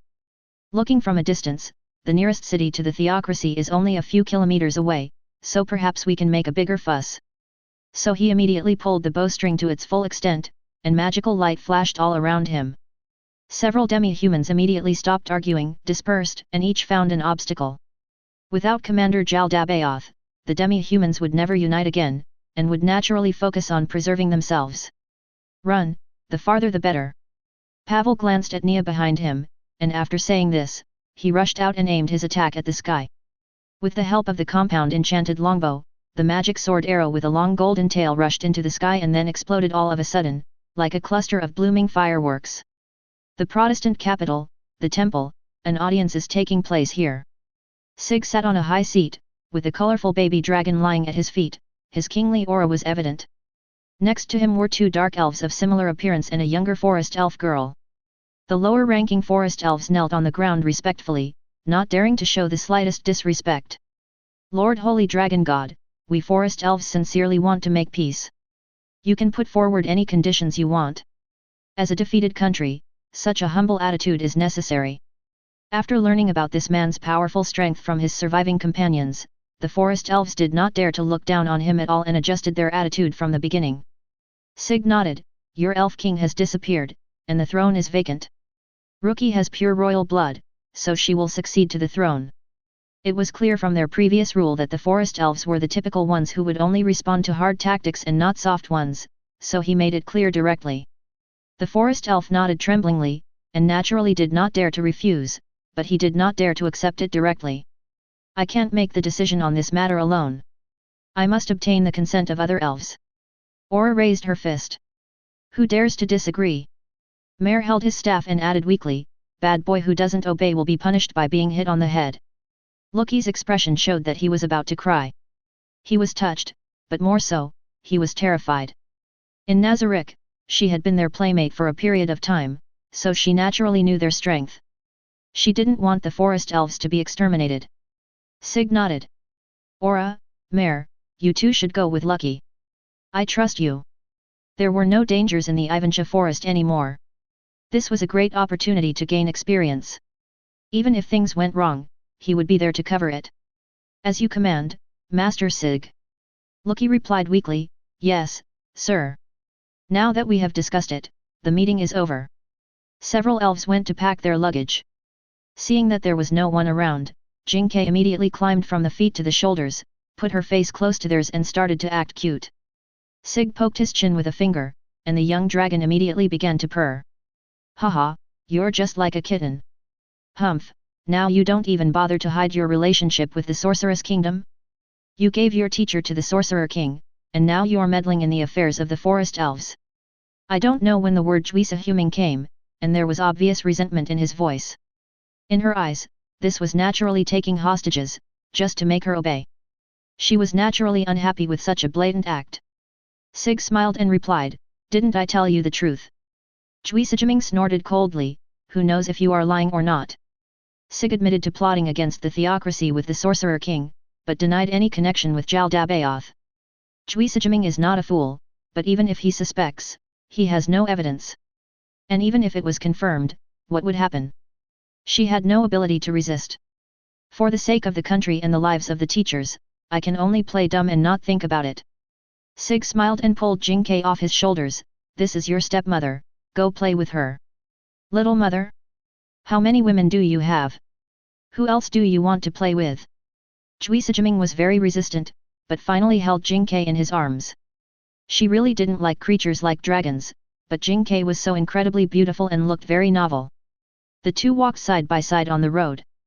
Sig inquired, what do you want to see me for? Juisa was still angry, but he did not forget to talk about business. Zhan Xingqian Li discovered the remnants of the demi-humans and the envoys of the Holy Kingdom. Chapter 160. The air was filled with a strong smell of blood, and death was always around. Dead, all dead. Ningya's eyes were filled with tears. She forced herself not to look back and just kept running forward, running towards the light. She always believed that as long as they could find help, everyone would be rescued. Fireball before Ningya could react, she was hit by the blazing fireball behind her and fell heavily to the ground. Ice Flame Thunder slowly approached, using the attack magic that she had used. Perhaps to save magic power, or perhaps because she felt the girl in front of her was too weak, she only used the 3rd tier fireball. If she had used the 4th tier Silver Knight Spear, Nia would have died instantly. What a bunch of barbarians! I'll go back after they finish eating. Bing Yanli was outnumbered and unwilling to argue with that group of guys, so he simply took the initiative to undertake the task of pursuit, out of sight, out of mind. Ningya struggled to get up, but the burning pain in her back became more and more obvious. She could only bury her face in the dirt, tears streaming down her face. I'm sorry, Dad. Bing Yanli raised his slender fingers and turned Ningya over, as if he wanted to admire the ugly appearance of a human before death. Ningya's head was dizzy, and she suddenly smelled a foul odor. She said subconsciously, it stinks. Bing Yanli was stunned for a moment, and then became furious. She stepped hard on Ningya's chest and clamped Ningya's limbs with her forearms. What did you say? This sentence obviously deeply hurt the heart of the Demon Queen. She was quite old and it was inevitable that she would smell like an old person. Normally I would use perfume to cover it up, but now I am on the run, so I naturally don't have that much time. Bing Yanli was furious when the thing she cared about the most was said by a human. She even wanted to eat people now. Ningya spat out a mouthful of blood. She obviously didn't understand how she had angered this powerful demi-human, but she was about to die, so naturally she had no scruples. She deliberately closed her mouth, and the moment Bing Yanli approached, she suddenly spat out. Bing Yanli's silver-grey skin was immediately stained with blood. She was always very concerned about her image, and this made her completely angry. I'm going to skin you alive and tear out your tendons, so that you can watch yourself die bit by bit. First I'm going to pull out your tongue. Ningya was indeed very scared, her body was shaking, but she did not show any fear, and her ferocious eyes were fixed on Bing Yanli. This demon queen who had lived for nearly 200 years was actually frightened by the eyes of a human girl. It was at this moment of hesitation that her head and body separated. Puff! Blood spurted out and Bing Yanli's headless body fell down. Ningye, who was closest to her, was splattered with blood, but she just stared blankly at the person in front of her with her mouth wide open. Sig thought the kid was frightened and took out 2 magic scrolls, one for cleansing magic and the other for healing magic. To be on the safe side, a protective magic was also added. Are you okay? Protection magic? And this armor, you are a paladin. There are 3 main magic systems, magic system, faith system, and spirit system. The protective magic used by knights belongs to other systems, the rare 4th category. Sig nodded, I guess so. He did match his career with paladin as the basic profession, and later switched to dragon knight and holy cavalry, but overall it is still the same system. Ningye finally succeeded in starting it up and stood up with a look of obvious reverence on her face. You are the holy dragon god. He almost died just now, but now he becomes excited as soon as he has a little energy. Ouch! Jingke suddenly howled and looked at Ningye with a vigilant look. Dragon! Sig was somewhat helpless. He first comforted Jingke and explained, this is my dependent. Calm down first. Ningye's face turned slightly red, and she realized her mistake belatedly. Seeing that she was a little calmer, Sig asked, tell me what happened to you first. Ningye raised her head suddenly, and when she thought of her father, she couldn't keep calm again. Lord Holy Dragon God, we are an envoy from the Holy Kingdom. We encountered demi-humans on the way, and I am the only one who escaped. Please save my companions. Sig nodded, I've already sent my followers to provide support. She will use resurrection magic, so you don't have to worry so much. How did you get here so timely? I mean, how did you end up here? Questions one by one. There is someone in the church who can use remote monitoring magic. She told me. Sig thought to himself, of course it's not just that, if he hadn't used the new Origin Magic World teleport that he had just copied from Jingke, this group of people would have really been wiped out. Papa! Jingke puffed out her chest, as if she had noticed the praise from her master. Sig quietly held down the dragon head and stuffed him into the armor. After teleporting Sig and Ostara here, Jingke's soul river was severely depleted and he soon fell into a deep sleep. Thank you so much. Ningye didn't notice Sig's little movements. She was about to cry, and her eyes, which were already shining, became even brighter at this moment. On the contrary, Sig felt a little uncomfortable being stared at. Those fierce eyes were indeed quite oppressive. It was too awkward for the two of them to walk together in the dense forest without talking. Sig took the initiative and asked, "What's your name?" Nia replied happily, "Sir Holy Dragon God, my name is Nia Baraha." Sig coughed twice. He finally noticed that Ningye had been calling him Sir from the beginning. It seemed that she was worshipping him as an idol. The identity of a paladin, coupled with the buff of being a savior, seemed to have earned him a fanatical follower.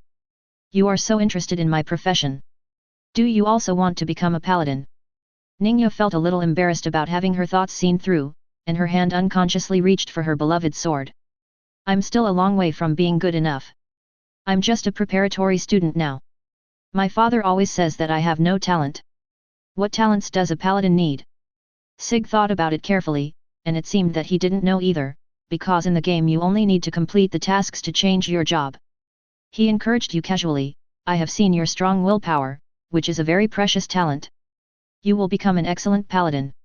It was the first time that Ningye received such straightforward encouragement, and her brain felt like it had exploded. Being recognized by a powerful paladin is like a dream. "I have an unwelcome request. Could you please repeat it in front of my father?" "Of course, it's okay to refuse. Just treat it as nonsense." "Okay." Sig agreed with a smile. This was certainly not because he had a good temper, but was entirely directed at the Holy Kingdom. But Ningye didn't know about all these twists and turns. She was so happy that she didn't know what to say. After experiencing many ups and downs in one night, she was almost fainted by all the stimulation. "God, I apologize for the previous comparison. Objectively speaking, whether in terms of character or strength, Remedios is not even worthy of carrying shoes for the Holy Dragon God." Chapter 161. Here it is. When Pavel woke up, he saw a bright light before his eyes and thought he had arrived in heaven. In his memory, he had died at the hands of the demi-humans, and the dragon emitting golden light in front of him must have come to pick him up. Ningye burst into tears. "Dad, you finally woke up. Seeing his daughter like this, the old father Pavel felt very distressed. He immediately struggled to sit up, but found that he could not move at all. Ostara explained considerately, the resurrection magic I used is the 7th level resurrection magic. Your level will drop a little. You are currently in a weak state, so it is best not to move. The 7th rank? It turns out he is not dead yet. Flutter Paradine, who holds the title of humanity's strongest magic caster, can only use the 6th rank at most. As expected of a dragon clan, they easily surpassed the limits of humans. Even Pavel, one of the 9 colors of the Holy Kingdom, might never have the chance to see 7th tier magic in his lifetime. After a while, Pavel was finally able to speak normally. After seeing the bodies of the demi-humans around him, he fixed his eyes on Ostara. Why did you come to the rescue? Ningyu raised her hand to wipe away her tears. Dad, it was the Holy Dragon God who saved us. This Holy Dragon is his follower. The Holy Dragon God, it's actually the Holy Dragon God. Pavel pronounced the name carefully to hide his inner surprise. Where is that adult now? Ostara said softly, Lord Sig has been busy and has returned to the temple. I will be the one guarding you all. Ningyu nodded hurriedly, confirming the truth of what he said. Although he was very busy, he still took her feelings into consideration and escorted her to her companions before leaving. The most powerful paladin, with a look like a god descending from heaven, and yet so kind. One can't help but feel that this is what gods should be like, and it's really hard not to admire them. Pavel didn't know his daughter was about to betray the religion. He looked around and asked, are the others still awake? Ningyu showed a worried look, Master Shenglong has done his best. Ostara lowered his dragon head slightly. For corpses with too many mutilations, I can't do anything.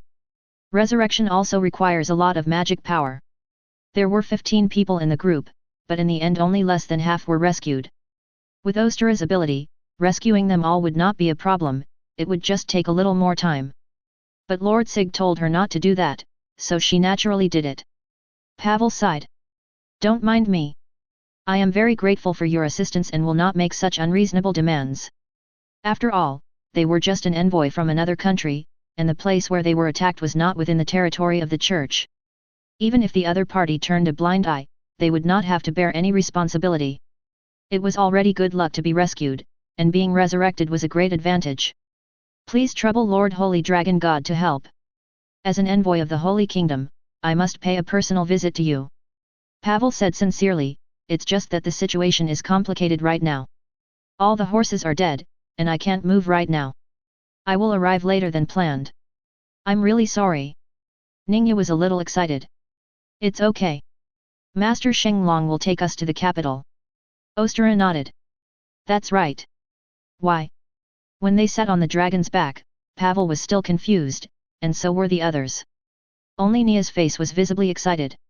Along the way, Ostara's flying speed was not very fast. People sitting on the dragon's back can not only experience riding a dragon, but also overlook the entire picture of the theocracy and have a clear view of the scenery below. After a brief panic, Pavel quickly calmed down and sat cross-legged to rest. But he felt a little embarrassed for his companions who kept exclaiming in surprise. As envoys of the Holy Kingdom, how could they be so incompetent? They should not forget their mission. Ahem, Your Excellency Holy Dragon, could you please tell me the name of Lord Holy Dragon God? His Majesty the Holy King of the Holy Kingdom is very eager to establish good relations with your country. Pavel was very nervous. He said so much just to find out the true identity of the Holy Dragon God. After a short silence, Ostara replied, I'm very sorry. As a family member, I can't tell you. This is very disrespectful. Pavel breathed a sigh of relief. It wasn't that easy after all. But fortunately the other party wasn't angry. But the other party's next words made him feel nervous again. Ostara, that's my name. Pavel took a moment to digest the information before speaking cautiously, are you the Holy Dragon of the Sorceress Kingdom? Ostara's voice turned cold and hard.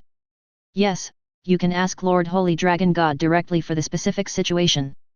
I can't reveal more. Pavel thanked him quickly, his mind already in turmoil, he had never heard of this news before. The waters of the church are much deeper than imagined. Remedios, this ignorant woman, why did she send someone like him who is not good at socializing? Near noon, the Holy Kingdom group finally arrived at their destination, where a man in a white robe had been waiting. Clementine smiled and held out her hand to everyone, her bright red eyes narrowed slightly. Welcome everyone to the theocracy. Ainz is busy with internal affairs, and Clementine is in charge of foreign affairs for the time being, in order to allow her to complete the job transfer as soon as possible. After the two sides exchanged names, Pavel and his group, led by Clementine, headed to the audience room. When everyone pushed the door open, the first person they saw was a young girl. She was wearing a strange uniform, carrying a white handbag, and was chewing her nails. Clementine frowned. Astrology is 1,000 miles away, pay attention to your image. Astrology Kyun-Li slowly raised her head. Her skin was abnormally pale. She was wearing glasses on her face, but there was a dark circle under her eyes. Such a haggard face was extremely weird. She whispered back, I'm sorry, Lord Holy Dragon God will have to wait a little longer. Clementine then introduced, this is the astrological Senli of the Black Scripture. She is the one who noticed that you were in danger. So he's the hero of the Black Scripture. Pavel nodded, not taking astrology 1,000 miles' strangeness to heart. Just like all paladins are fanatics, the religious atmosphere in the theocracy is even stronger, so it is normal to have some strange people and strange costumes. However, facing the person who saved his life, out of the most basic concern, he still said one more sentence, thank you very much, and please take care of yourself and rest. No one knew what nerve this sentence touched in astrology, but she seemed to have opened up and started chattering about her own affairs. It turned out that when the locust plague broke out, astrology Kyun-Li hid in the dark room of the temple. If she wanted to know information about the outside world, she could only use detection magic, but every time she used magic, all she saw was a scene of massacre. Just when she was completely in despair, the holy dragon god descended from the sky and killed Jaldabaoth together with the god-man, so you understand now. Zhansing Kyun-Li suddenly came over, his eyes became fierce, all this is thanks to Lord Holy Dragon God. The first stage is sleep. Clementine raised her hand and released a magic spell. Astrology Kyun-Li's body softened and the guards beside him quickly helped him away. She smiled and apologized, I'm sorry to have embarrassed you all. The locust plague was so horrible that astrology Kyun-Li had some mental problems. Pavel laughed dryly to show his understanding. It seemed that the locust plague was far more terrifying than he had imagined, and it had frightened the hero into this state. His curiosity about the holy dragon god increased to a new level. What kind of person could resolve such a huge crisis? The holy dragon god has arrived. Please bow your heads. Chapter 162. Greetings to Lord Holy Dragon God. Clementine lifted her skirt, knelt down as quickly as possible, and greeted him devoutly. The people of the Holy Kingdom also knelt on one knee and lowered their heads. Ningya followed suit. She had learned the relevant etiquette and had the experience of meeting the Holy King. At this time, she only needed to lower her head and not move. The footsteps came from far away, crisp and rhythmic, with a sense of neither hurried nor slow. To describe it in one word, it is elegance. As the noise faded away, a gentle yet irresistible voice came from above. No need to be polite, just raise your head. Ningya held her breath and slowly raised her head, but with just one glance, her sight was completely taken away. Is this a look that a human can have? It's hard to see clearly in the night, and with the armor blocking the view, one can only feel its powerfulness. Seeing her true appearance today, I am even more shocked. This face looks like it was carefully carved. Even though she was wearing only the simplest clothes and no accessories, she couldn't hide her dazzling gem-like radiance.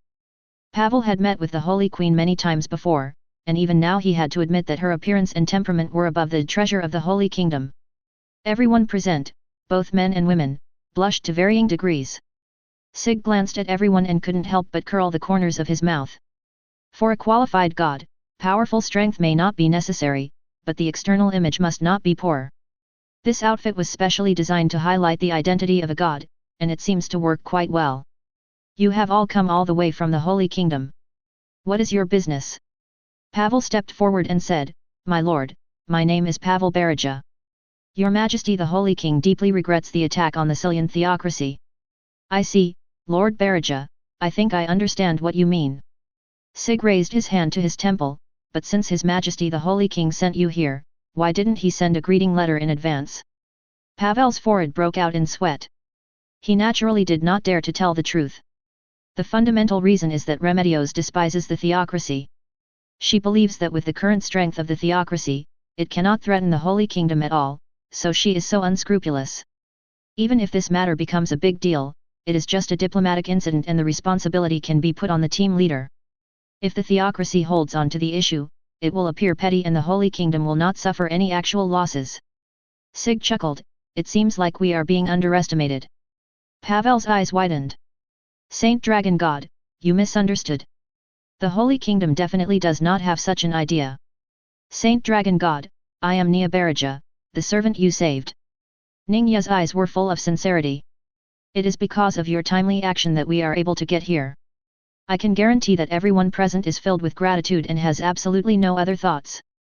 Pavel looked over in surprise, unable to believe that it was his own daughter who stepped forward to help. I am very sorry, Lord Holy Dragon God, my servant was a little rude. I see. It seems I misunderstood. Sig waved his hand generously. Sir Baraha, you have an excellent attendant. You are really too kind. However, I have something to ask of you, Your Excellency.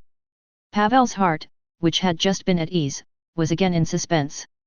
This holy dragon god was truly terrifying. He could easily stir up their emotions. But since it was a life-saving favor, he couldn't possibly refuse. Please tell me. As long as it does not harm the Holy Kingdom, I will do it for you even if it costs my life. Sig seemed to see through everything and said with a smile, it's not a big deal. You also know that our country has been attacked and is now seriously short of manpower. I hope to establish good relations with the Holy Kingdom. I hope you can convey this to His Majesty the Holy King. Pavel was stunned. He asked in disbelief, is that all? Sig nodded. To show your gratitude, you can ask me questions and I will answer them as appropriate. There is such a good thing? Pavel suppressed his smile and did not laugh out loud. Of course, he wondered if the other party was setting a trap for him, but it was obviously too rude to make such malicious assumptions about his savior.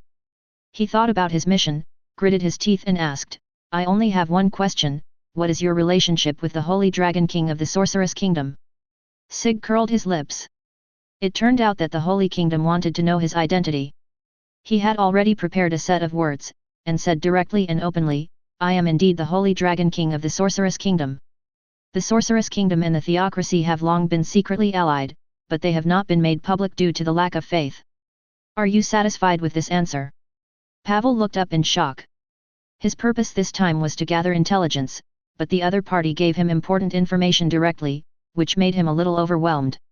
He just bowed his head and replied, Thank you very much for clearing up my confusion. Sig chuckled. That's good. Besides, Nia is very talented as a paladin. I hope you won't stop her. Pavel's face turned red. How could he dare to refute this god?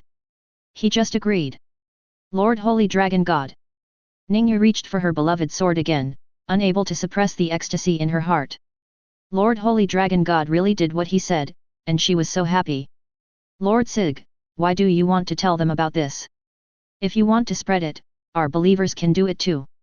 Clementine spoke in confusion as she watched the group of people from the Holy Kingdom heading to the inn. Sig was in a good mood, so he explained with a smile, the only human country that has not fallen is the Holy Kingdom. The Dragon Kings are watching it. Tying the Sorceress Kingdom and the Theocracy together would not only help to distract the Dragon King's attention, but also allow for the creation of fake news. Why not do it? Clementine suddenly realized, it's my stupidity. Sig lifted the curtain and pointed at Ningyu, who had a fierce look in her eyes. I'll leave the rest to you to arrange. It doesn't matter if the others die, but there's one thing you need to pay attention to with this child. This is a very important move for the father and daughter to gain the trust of the Holy Queen. Clementine was a little excited, you mean to take over the Holy Kingdom next? Sig smiled, almost. But not by force. I will arrange for the right people to go. He never did anything without benefits, and when he saw Ningyu, a plan against the Holy Kingdom came to his mind. The Theocracy has already been taken into their grasp, and taking over the Holy Kingdom is just a byproduct, leaving the Council Nation as the final feast. Clementine's eyes were full of respect. Lord Sig's wisdom is unparalleled. I really admire you. Make good use of your healing magic and recruit more believers. Leaving these words of encouragement, Sig waved his hand for her to leave, and he used teleportation magic to come to the bedroom. Origin magic is indeed easy to use. It does not consume any magic power and has no restrictions on its use. You only need to carry an external soul replenishment device. Papa. Jing Ke had been holding it in for a long time, so she stuck her head out, her eyes rolling around. Sig also finds this little thing magical. Although it has reached level 60, it still has the body of a young dragon, and the improvement of its attributes in various aspects is not obvious. Only the river of soul is expanding.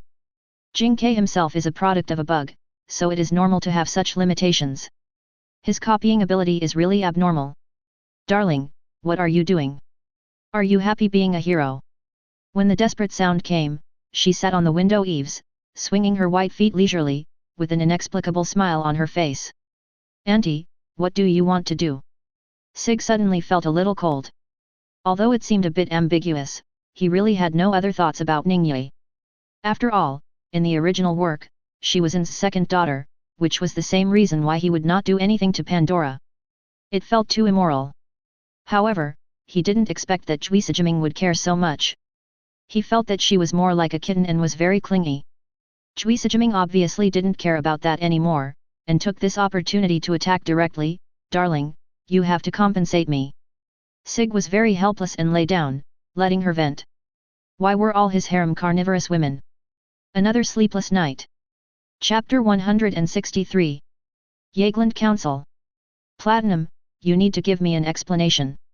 The man in black robe was breathing heavily and gritting his teeth as he looked at the giant silver-white dragon coiled in front of him. After a while, the giant dragon slowly opened its eyes. It's you, Chang'an. The Platinum Dragon King, Chaindolix White Zion, awakens from his slumber. A dragon's perception is extremely sharp, and it can detect the presence of an opponent even from thousands of miles away.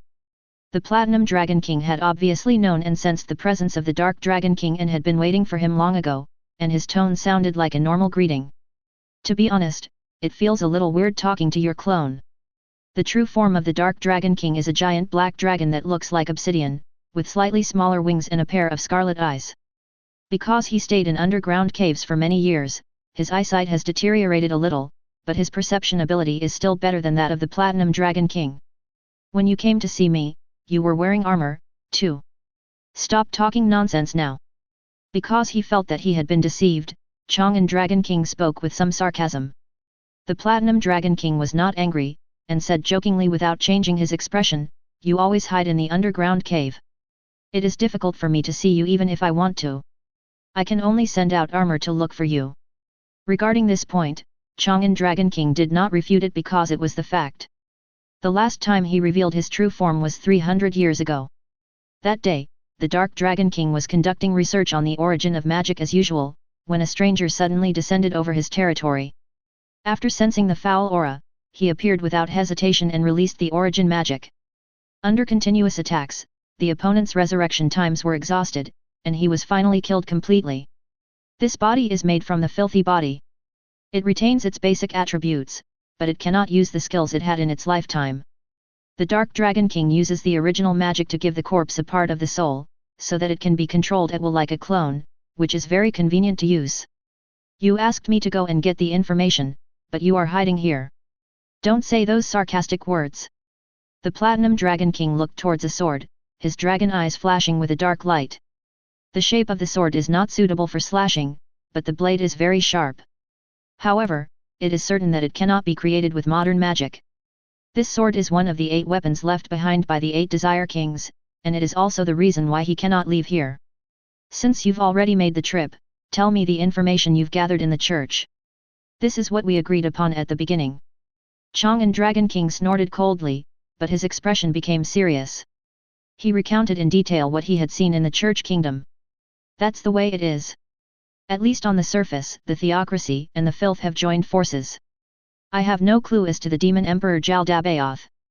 The Platinum Dragon King listened carefully, and the doubts in his mind grew bigger and bigger. He couldn't help but mutter to himself, is this really the case? You don't believe me? No, it's just that there are many doubts and the intelligence is seriously insufficient. The Dark Dragon King sighed and his voice turned cold. Don't push your luck. If you hadn't begged me, I wouldn't have helped you. Although the Dark Dragon King wanted to kill filth, he couldn't completely trust the Platinum Dragon King. The Platinum Dragon King sighed, most dragons nowadays have never participated in a battle with the 8 Desire Kings, and they don't understand the seriousness of this matter. I can only ask you, who have killed players before, to help. This is not an exaggeration at all, the current true Dragon Kings can be counted on one hand, and even fewer can fight against filth. The seven-colored Dragon King is obsessed with having children, the Holy Sky Dragon King is floating in the sky, and the Thousand-Blade Dragon King has disappeared. I won't mention the others. The Dark Dragon King asked casually, "Have you forgotten your loving mother?" The Platinum Dragon King was stunned for a moment. He really didn't want to mention this name. The strength of the loving mother is indeed very strong. She is also the top fighter among the true Dragon Kings. She has also formed her own force, but the Platinum Dragon King really finds it difficult to agree with her. The fundamental conflict between them lies in their attitude towards players. The Platinum Dragon King can abandon his own bottom line and is willing to backstab his companions in order to eliminate the threat. He will make necessary sacrifices to maintain the balance and order of the world. However, the loving mother advocated a gentle approach and resolved the issue through dialogue. The peace treaty between the six gods and the Dragon Clan was facilitated by her. The Platinum Dragon King said coldly, "My loving mother has always been on the wrong path. Now that the church has surrendered to the filth, it has further proved this point. After all, she and I are not on the same path." Regarding the feud between the two dragons, Chang'an Dragon King did not want to say much. He was just giving a kind reminder. As for whether they listened or not, that was none of his business. "I just helped once and won't get involved in this mess again. Anyway, I have fulfilled your request. You can take care of yourself from now on. After all, no one is a fool. The world today is no longer ruled by dragons. It is lucky that everyone can keep their lives. It is not wise to actively provoke a strong enemy." The Platinum Dragon King sighed deeply. The power that polluted the world this time is stronger than ever before. Even the Sicilian theocracy has betrayed you. Do you think you can stay out of this? As the saying goes, when the nest is destroyed, all the eggs will remain intact. Some things cannot be avoided just by wanting to. The expression of the Dark Dragon King froze. What do you mean? Are they going to destroy the world? The Platinum Dragon King shook his head slightly. It's just a concern. Don't you think the turmoil this time is more severe than the previous few hundred years? He had a feeling that the players this time would be more difficult to deal with than the 8 Desire Kings. Strength is only one aspect. The more troublesome thing is that the other party seems to be very good at using strategies, which has never happened before. After all, they had too little intelligence and dared not act rashly. Chang'an Dragon King said coldly, "Bai Jin, they are the filth of the Dragon Emperor, you must remember this. If the Dragon Emperor had not violated the taboo, their Dragon Clan would still be the overlord of the world. How could they have fallen to their current situation?" The Platinum Dragon King's eyes became sharp. "Of course I won't forget, but I still hope to get your help, please believe in my sincerity. I'll think about it." After Chang'an Dragon King left these words, the black figure disappeared in an instant, as if he had never been there. Of course, it is difficult to convince a real Dragon King with just a few words, but Chang'an Dragon King was obviously not as calm as he appeared, and he did not say anything final. The Platinum Dragon King's eyes were deep. "Holy Dragon God, Sorcerer King, what do you want to do?" In the northwest corner of the continent, the only kingdom that has not fallen is the Holy Kingdom. He must take action. Chapter 164. The sun rises, it's a new day, and everything is full of new vitality. The Sicilian theocracy can now be called the Protestant Empire. Under the leadership of the Holy Dragon God, everything is moving in a good direction. The people sincerely revered this god who had never abandoned them in times of crisis, and they readily accepted the new policies. The influence of the 6 gods declined sharply, and they quickly got used to the new life. Many people became believers of the Holy Dragon God. The Holy Dragon God is the embodiment of justice and the only truth in the world. This sentence was integrated into the faith, and under its influence, people's hatred towards other races was greatly reduced. The Sorceress Kingdom also provided assistance on many occasions during this period, confirming the authenticity of the alliance, and the relationship between the two countries became closer at a speed visible to the naked eye. During this time, a group of people from the Holy Kingdom happened to stop here and witness the changes in this country firsthand. Therefore, when they were about to leave, several people still had a sense of unreality. Ningya spoke earnestly, "Sister Saint, please tell the Holy Dragon God that I will definitely become an excellent paladin." Pavel was helpless. "Ninja, Please don't cause trouble for others at this time. Her Excellency the Saint is very busy. The others also laughed and agreed, haha, we can't trouble the Saint anymore. After a few days of getting along, the few of them obviously became much more familiar with each other. They were not used to the title of Saint at first, because they all called the Holy King's daughter Saint, and subconsciously felt that this title should not be used casually. In the process of getting along, Clementine showed her beautiful and kind side, and with her beauty, she quickly conquered everyone. What's more, in the Protestant country, Saint is just a title, so they naturally call her that.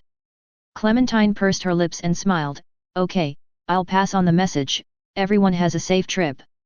A group of people rode on their horses and galloped away into the distance. Almost all members of the Black Scripture have been dispatched, and the remaining demi-humans have been cleared out in the past few days, so there is no need to worry about encountering danger. This trip will surely go smoothly. What time is it? Sig woke up from the soft big bed.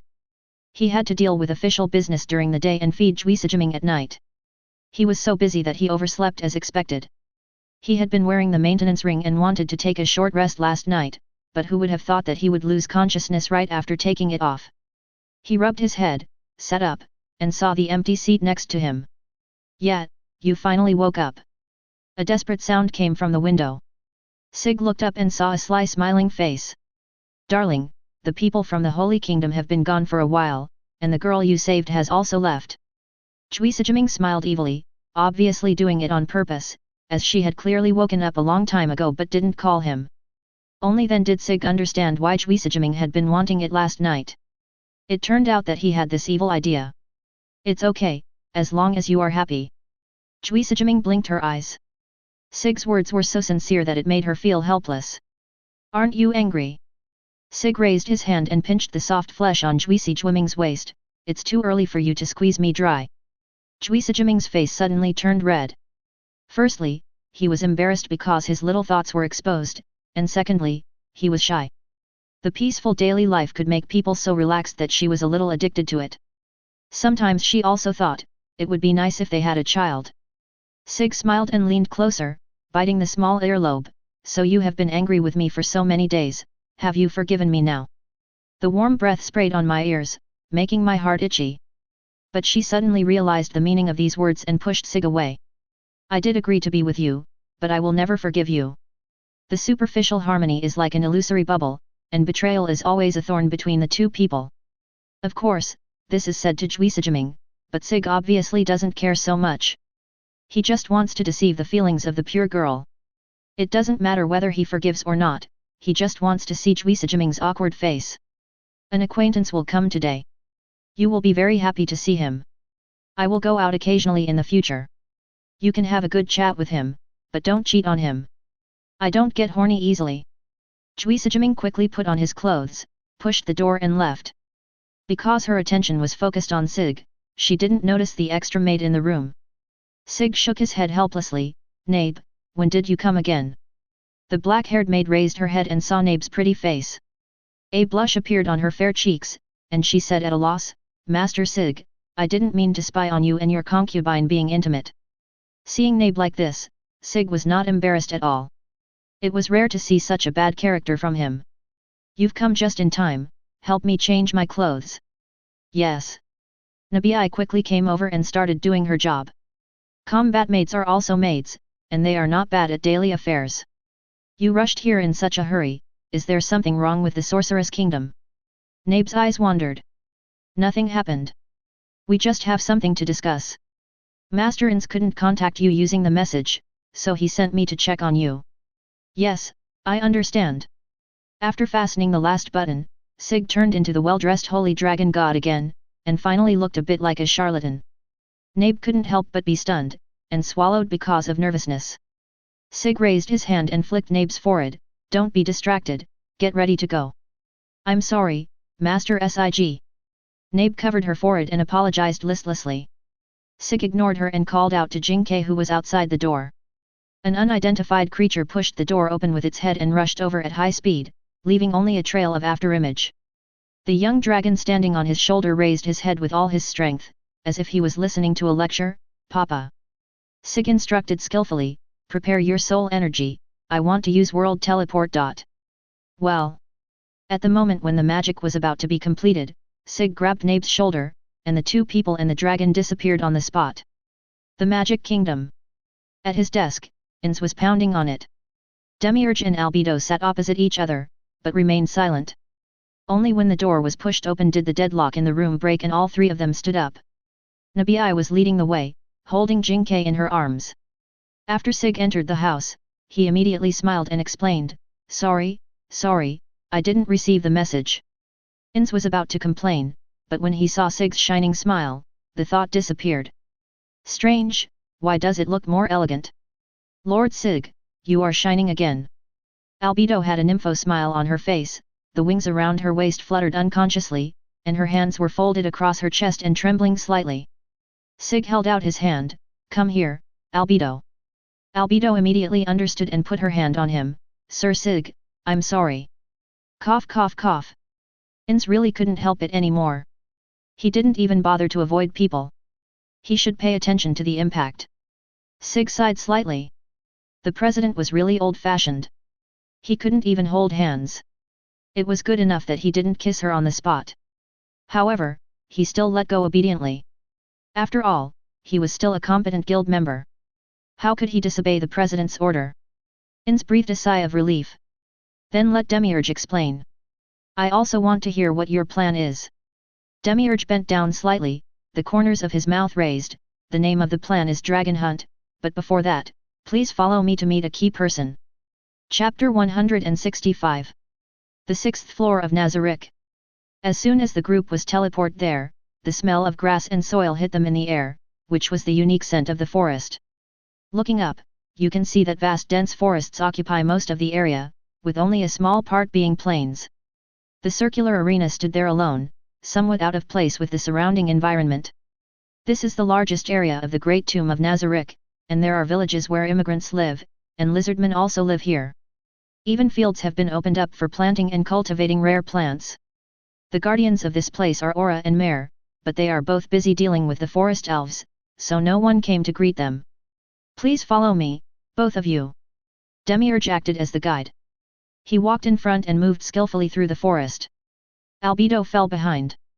The environment here was not very friendly to ladies. It was easy to get her clothes dirty and her walking speed was slowed down. Sig could have carried Albedo with him, but considering that Ainz was still there, he had to give up the idea and slow down his pace. After passing through the dense jungle, they finally reached the depths, and a strange tall building immediately came into view. This is a simple house made of wood. Its most striking feature is that it is large, has no doors, and one side is completely open. The surface is covered with soil to increase stability, and plants climb on it, adding a touch of elegance. A giant dragon emitting colorful light was lying inside taking a nap. The chain around his neck was still there, but he looked relaxed and at ease. Sig was a little bit incredulous. 7-colored Dragon King. The 7-colored Dragon King was obviously in a completely defenseless state. He slowly opened his eyes when he heard someone calling his name. But after seeing the person in front of him clearly, he suddenly shuddered, "It's you."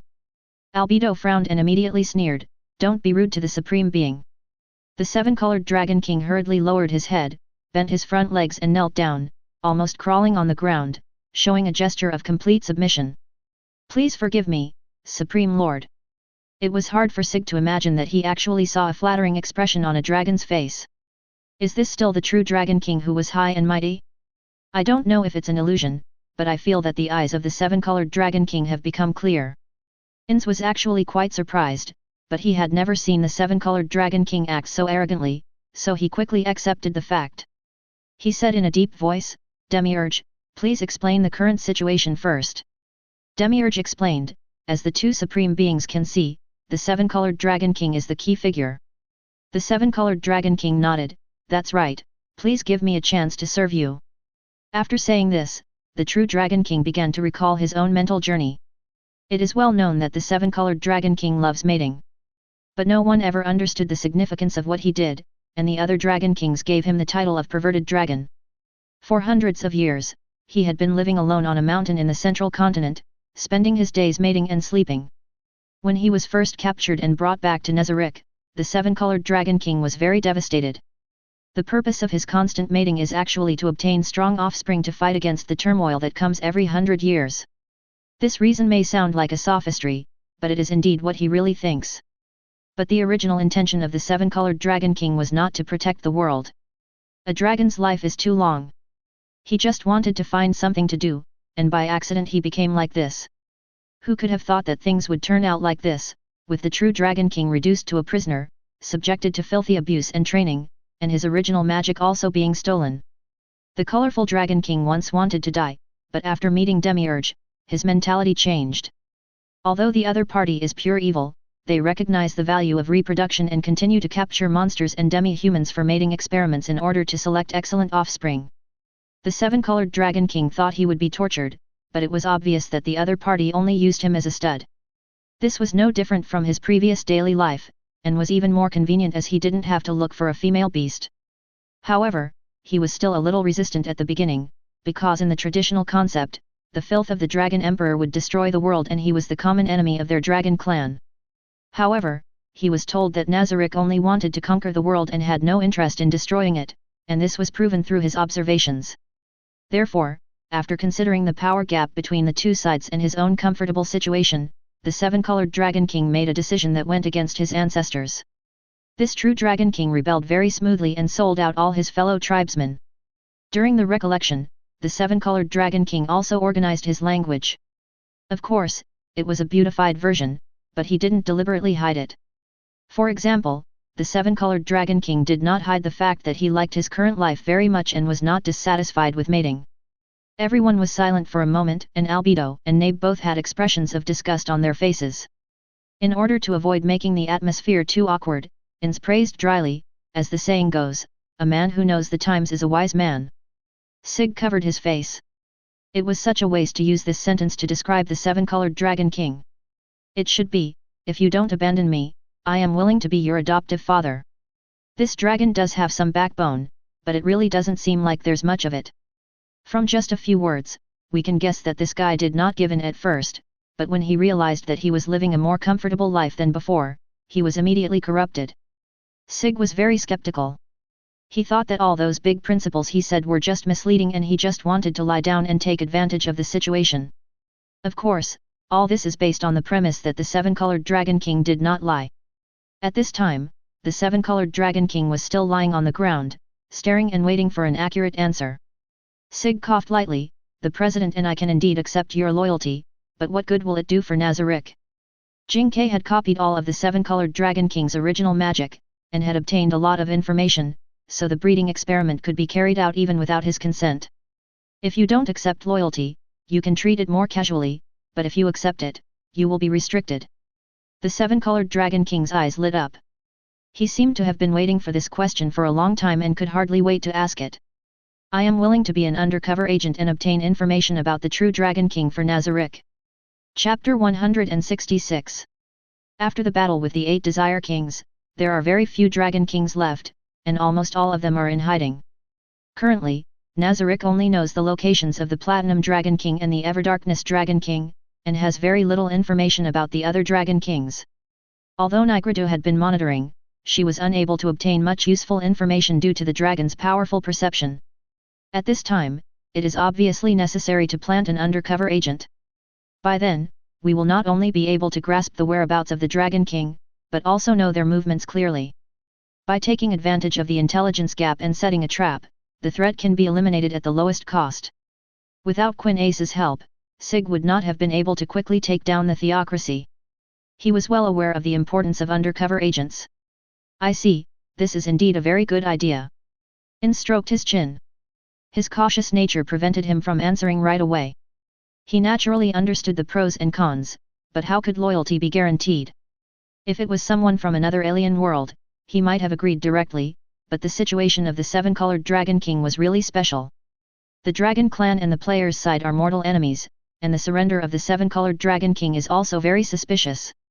Would he really go to such lengths just for mating? Sig looked at Demiurge thoughtfully. He suddenly understood and put on a kind face. "President, I think there are great benefits to accepting the loyalty of the seven-colored Dragon King." "Ah, is it so easy to agree?" Ainz wanted to hesitate, but when he saw Sig winking at him, he could only say in a deep voice, "Well, I accept your loyalty.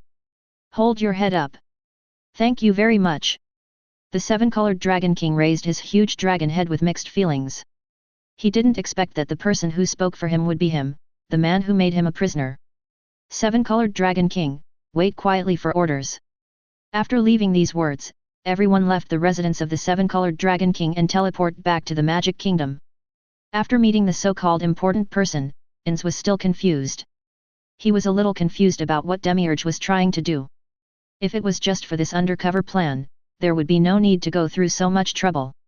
From Ainz's perspective, this plan also has major loopholes. The loyalty of the seven-colored Dragon King is a big problem. If he presented such a plan to his leader, he would definitely be scolded. So Ainz looked at Sig, hoping he could do something. Feeling the burning gaze beside him, Sig said directly, "Demiurge, don't keep me in suspense now, just explain the situation directly." Demiurge stepped forward and said, "You are truly modest. With the wisdom of Ainz-sama and Sig-sama, they must already know everything."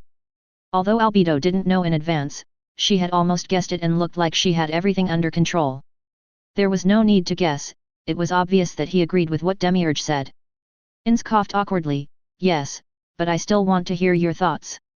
It was so embarrassing, he felt like he was the only one in the room who didn't know. "No, it seems it's not just him. Nabe and Jinke."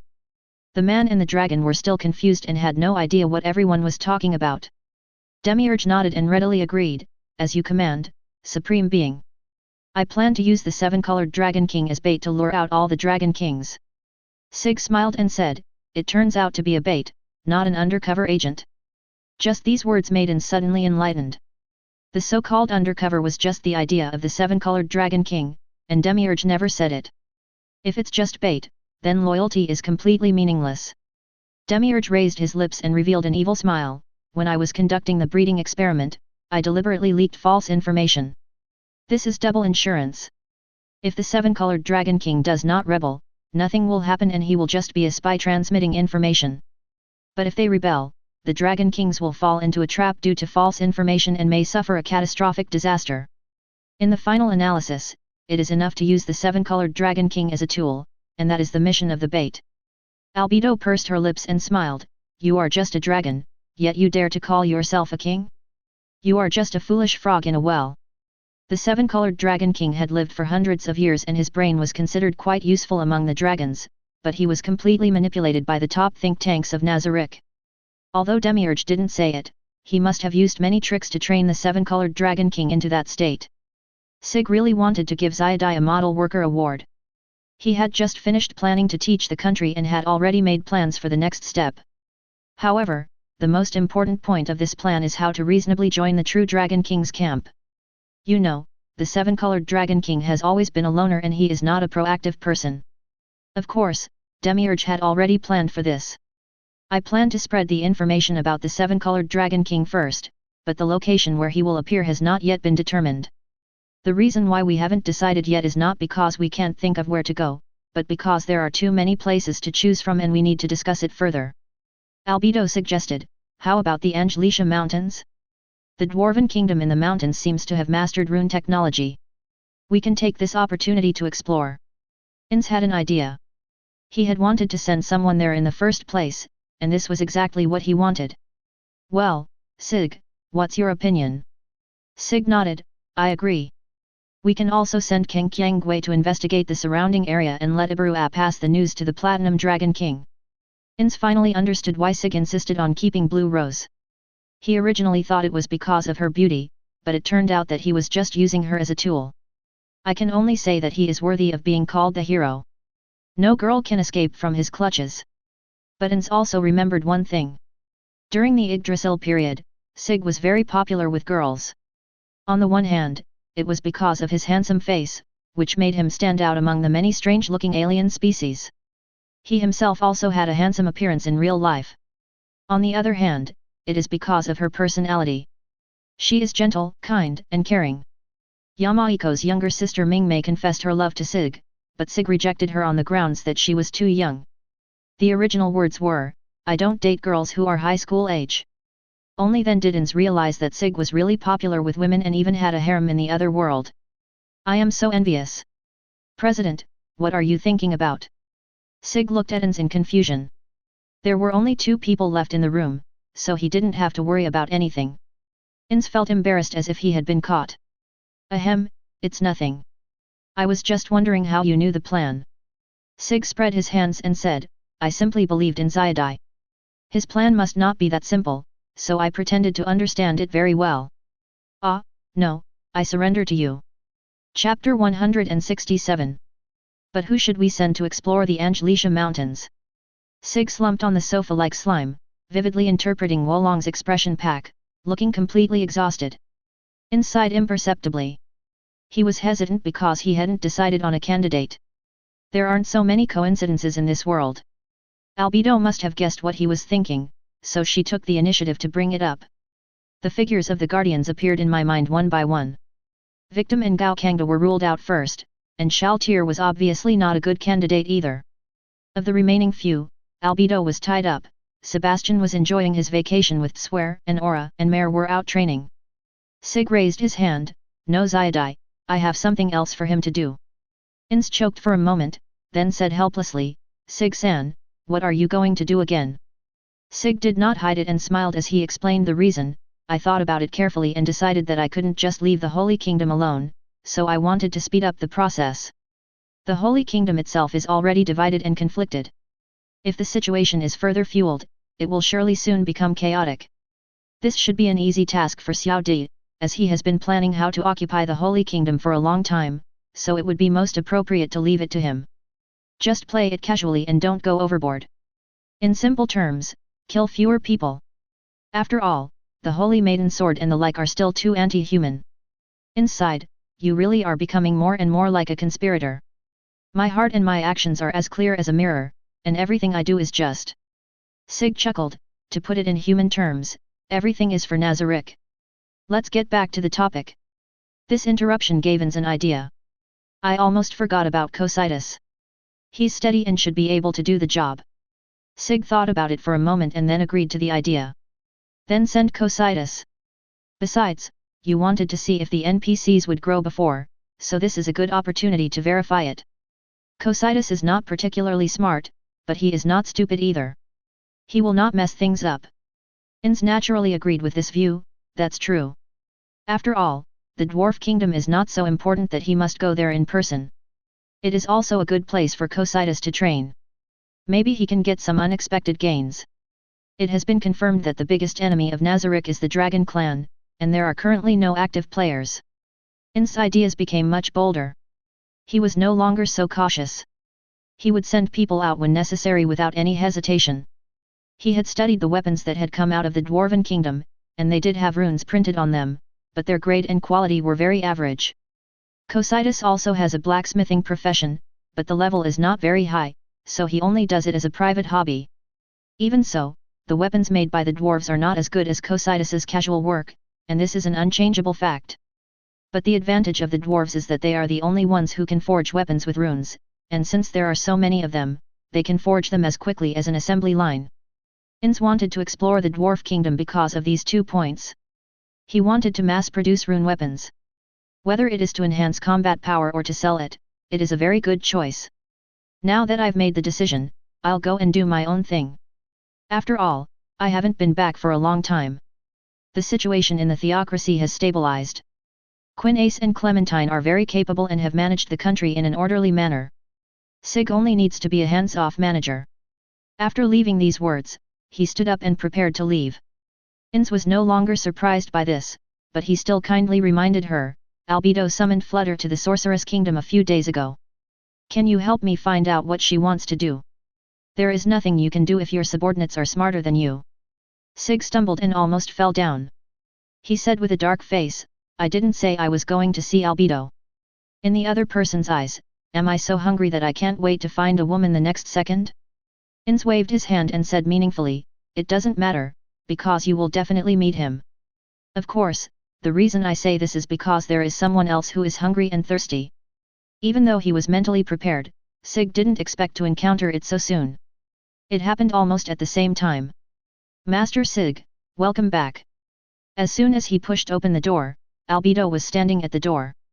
She had a faint smile on her face and bowed very gracefully. Faced with such beauty, Sig couldn't help but be dazed, and he even had an inexplicable impulse. Albedo is the kind of woman you can trust with everything, and she is the best choice for a wife. They are all passers-by, only you are their destination. Sig raised his hand and touched that pretty face, smiling gently. Albedo, I'm sorry to have kept you waiting. Albedo's mouth curled up, and she finally stopped hiding her true nature. Her eyes sparkled, and her arms entangled with her like a water snake. Sig only felt a huge force and he was pressed against the wall. At this moment, he realized that something was wrong and his head was covered with beads of sweat. Albedo, you don't want to be here. Lie. Sig's words were blocked in his mouth before he could finish, and a slippery sound of water came from the point of contact. Sig adults. A high-pitched scream came from the other side of the corridor, followed by the sound of hurried footsteps. Judging from this style of behavior, the person who came was undoubtedly Shaltir. Boo! The lips and tongue separated, pulling out a thin silver thread. Albedo took a step back, a victorious smile on her face. Oh, it's Shaltir. It's really rude of you to yell like that. Shaltir was so angry that her whole body was shaking. She took off her mask and said, I am not a loser. The small figure pounced over, and its sharp teeth bit randomly. The sweet smell of blood immediately filled the nostrils. When Sig wasn't paying attention, she put her hand where she didn't dare to put it. Master Sig, hurry up. Shaltir, stop it. As for Albedo, Sig was just worried. After all, she still had her sanity and would not mate in public. But Shaltir was different. This guy could do anything when he got angry. She had already done her best to resist revealing her true colors. There's really no way to ask too much of a fool. Sig was really powerless to resist, but he still managed to return to his bedroom with his last bit of consciousness, and then threw himself into the battlefield, trying to repay the countless debts. No matter how many happy days you spend in the church, you will have to pay a corresponding price for it. This is the cycle of cause and effect. Facts have proved that being liked by too many women is not a good thing, and you need to be careful in your harem. Chapter 168. Sig-san, you really don't know how to appreciate the blessing you have. Ainz was not good at joking, but under Sig's influence, he also learned to make sarcastic remarks. This is the saying that birds of a feather flock together. Sig is now immersed in the land of tenderness and apparently has no time to do anything else. But no matter what, protecting the happiness of his companions is also his responsibility as the president. In order not to disturb Sig, Ainz decided to take on the work on his own.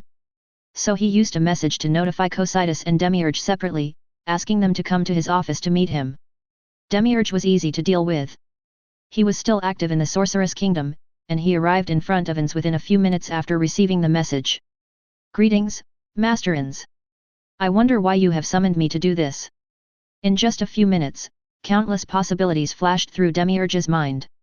Could it be that Lord Ainz did not agree to use the seven-colored Dragon King as an undercover agent? But Lord Sig was not there, which meant that the two of them had a disagreement. Demiurge was visibly panicking, because his plan had caused a quarrel between the Supreme Beings. How could this be possible? Ainz noticed Demiurge's metal tail swaying restlessly and his increasingly solemn expression, and hurriedly explained. Demiurge, don't be nervous. I called you here to convey Sig's order. Demiurge let out a long sigh. Speak, Ainz-sama. Ainz then repeated Sig's words.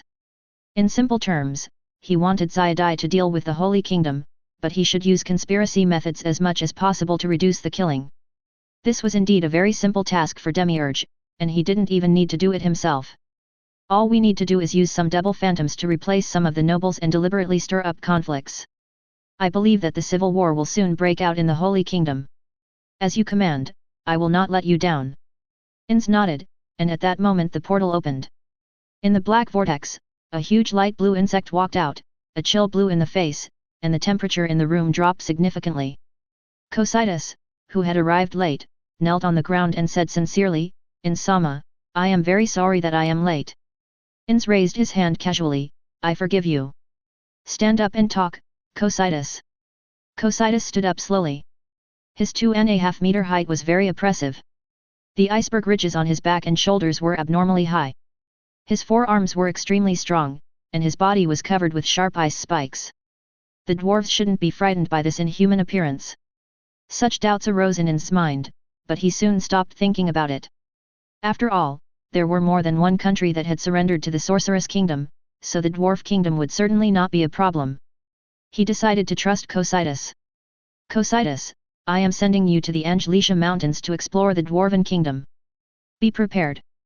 Cocytus has not taken any action since the First War of the Kingdom. His daily work is to manage the Lizardman village and forge some weapons when he has nothing to do. Every day is uneventful. Seeing that Demiurge was always busy, he was actually very envious of him. This was a manifestation of the Supreme Being's trust. Cocytus was naturally very happy to suddenly receive such an important task today, and he immediately accepted the order. As you command, I will complete the task. Ainz asked with concern, well, after you leave, there shouldn't be any trouble in the village you manage, right? Zeryuzu will be in charge temporarily. He has a good head for leadership. Zeryuzu, what a familiar yet distant name, as if he were a hero of the Lizardmen. Ainz still remembered this name. It had nothing to do with his personal deeds, but was entirely because his wife was a rare white lizard woman. Don't underestimate the collector's obsession, he is quite sensitive to rare species. By the way, has Zeryuzu's baby been born? Cocytus nodded, yes, he is a lizard man with white scales, and he inherited more of his mother's bloodline. There is only one, which doesn't seem like a reptile that gives birth to multiple babies. Ainz felt his heart fluttering. He really wanted one. This was a rare mutant. However, considering the current situation, it would definitely be inappropriate to say this, so he could only force himself not to talk about this topic anymore. That's good, both of you step back. Crunch. As the door closed, Cocytus and Demiurge walked out together. The two were drinking buddies and good friends, so they naturally started talking about the mission. Cocytus exhaled a breath of cold air, great, I finally have a chance to show my skills. Demiurge reminded, the dwarves have unique rune weapons. This should be what the Supreme One wants. Cocytus nodded vigorously, but this made him a little worried again. After all, exploring the Dwarf Kingdom is not a trivial matter, and if it involves other countries, negotiations are required. Among the Guardians, he was not the most suitable in terms of appearance or wisdom. If he messed up. Demiurge saw Cocytus's worry, so he said, Lord Ainz sent you there, and Lord Sig must have agreed. The Supreme Being has his own reasons, so don't make assumptions. Thank you for your reminder. I'll treat you to a drink next time. Cocytus thanked him sincerely. Demiurge curled his lips and smiled, the colorful Dragon King will attract most of the attention as bait, so make good use of it. What's going on? The colorful dragon felt his body shudder. He didn't know why, but he always felt something was wrong. To be honest, he had never expected that Nazarick would accept his allegiance so easily. The magic chains around his neck were removed, the food was obviously improved to a higher quality, and he was even given a lot of treasures to build his nest. Apart from having to complete the daily mating task of 100 times, there is nothing to complain about. The seven-colored Dragon King is very hesitant now, because the undercover plan was originally proposed by him, but he has not made up his mind to carry it out. Betraying oneself is one thing, but pulling one's own people down as a stepping stone is a complete disregard for the honor of the Dragon clan. It was just some information leaked before, which was insignificant. After all, it didn't really kill the other dragons. Although surrender is not glorious, it is a way of judging the situation. After all, there is still a way back. If he really became an undercover agent and killed all his fellow dragons, he would be a complete traitor to the Dragon clan and would be infamous in history. Don't be fooled by the seven-colored Dragon King's appearance, he also has his own considerations. The colorful Dragon King grabbed a monster and said, hey, it's better to mate and forget your troubles. Just when he was about to do his business, he suddenly found an insect creature in front of him. This species was quite rare. Insect monsters? I haven't tried them yet. Cocytus. Chapter 169. The Ainz Mountains, located in the northwest corner of the continent, are a tall mountain range that stretches vertically. It was once the natural boundary between the kingdom and the empire, but now it is about to become the back garden of the Sorceress Kingdom. After the Sorceress Kingdom and the empire became allies, the two countries reached a consensus on development. There are many dangerous monsters in the mountains, but the high rewards still attract many adventurers, and the mountains have become much more lively. But this only applies to the periphery. The interior of the mountain is difficult to explore even at the steel level. The first reason is the harsh environment. The cold and steep mountainous areas have stopped most people from going there. The second reason is that there are many strong people. At the top are the frost dragons and frost giants, two races that have always been fighting for hegemony. In the Labashraya Mountains, there are three regional rulers known as the Three Giants of the Angelicia Mountains. They are the Phoenix Lord who rules the sky, the Ancient Fire Dragon who rules the surface, and the Lava Ruler who rules the underground lava. P.S. Frost Dragon King is LV46, Lava Ruler is about LV47, Phoenix and Ancient Fire Dragon are probably at the same level. A war is also taking place here, with the two sides fighting between the dwarves and the Quagoa for the fight for mineral deposits. The Quagoa were originally an inferior race of the Angelia Mountains, too weak to be considered an enemy, and they fought each other in clans. But under the leadership of the king who unified the clans, not only did they achieve unification, but they also became increasingly powerful after a series of reforms. They occupied the old dwarf capital, formed an alliance with the Frost Dragon, and gradually gained the upper hand in the war. The Dwarf Kingdom was originally a small country consisting of 4 cities. Due to frequent invasions by foreign enemies and monsters, only one eastern city remains, Fiaojura. The Big Rift is a huge crack that spans the west side of Fiaojura, with only a suspension bridge connecting the two ends. This natural fortress protected the last city of the dwarves for a long time and blocked the invasion of monsters. And just today, a huge, colorful Dragon King flew directly across the crack and landed outside the almost unguarded city wall. I am the 7-colored Dragon King. Hand over the female and I will spare your lives. The dwarf commander-in-chief had cold sweat on his forehead. It's not a frost dragon, but the legendary ancient dragon. Ancient dragons are the name given by the dwarves to the dragons that master the original magic, while the theocracy is accustomed to calling them true dragon kings. There are different opinions. But there is no doubt that the enemy before them is one that the dwarves cannot defeat. The population of the dwarf kingdom is only 100,000, and there are less than 100 warriors. A breath of dragon could destroy the country. The dwarves did not dare to act rashly for a moment, and their beards could not hide the fear on their faces. One dwarf asked directly, "Ancient dragon, what do you want women for?" The 7-colored Dragon King opened his mouth, showing his fangs, and said in an evil voice, "Of course it's for mating." What? Hearing this outrageous answer, the dwarves started to become noisy, their eyes widened, and even the drunkard sobered up. A dragon and a dwarf, how is this possible? Their sizes just don't match. If you want to find a mate, a frost dragon would be more suitable than a dwarf. You are looking in the wrong place. At this point, naturally, I can't care about so many things and just shift the blame to others. The colorful Dragon King raised his dragon claws and rubbed his chin.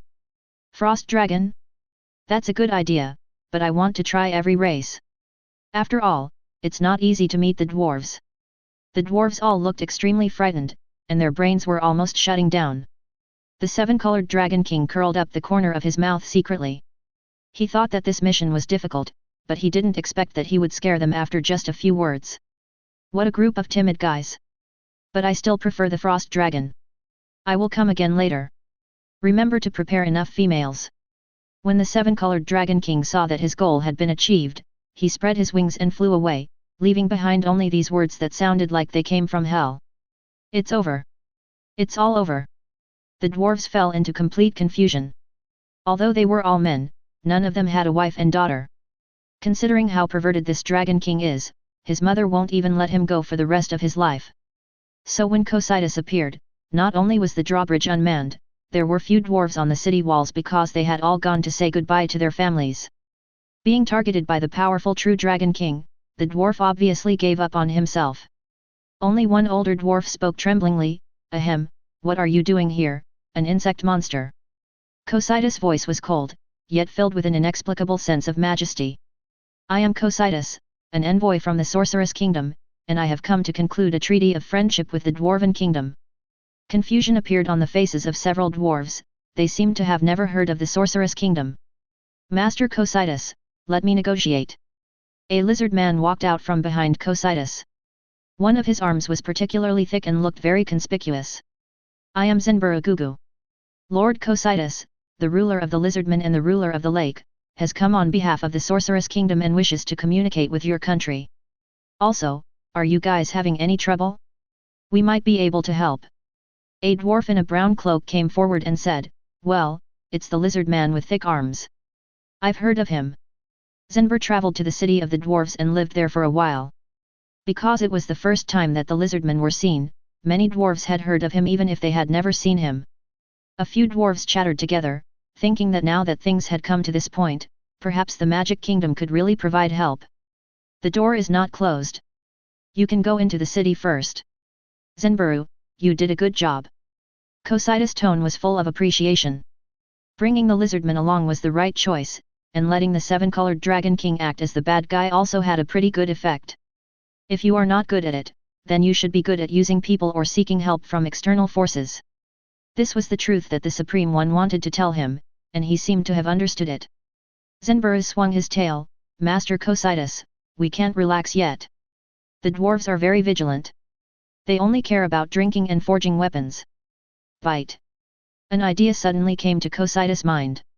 Drinking and forging weapons, in Nazarick, the only one who possessed both of these skills was him, Cocytus.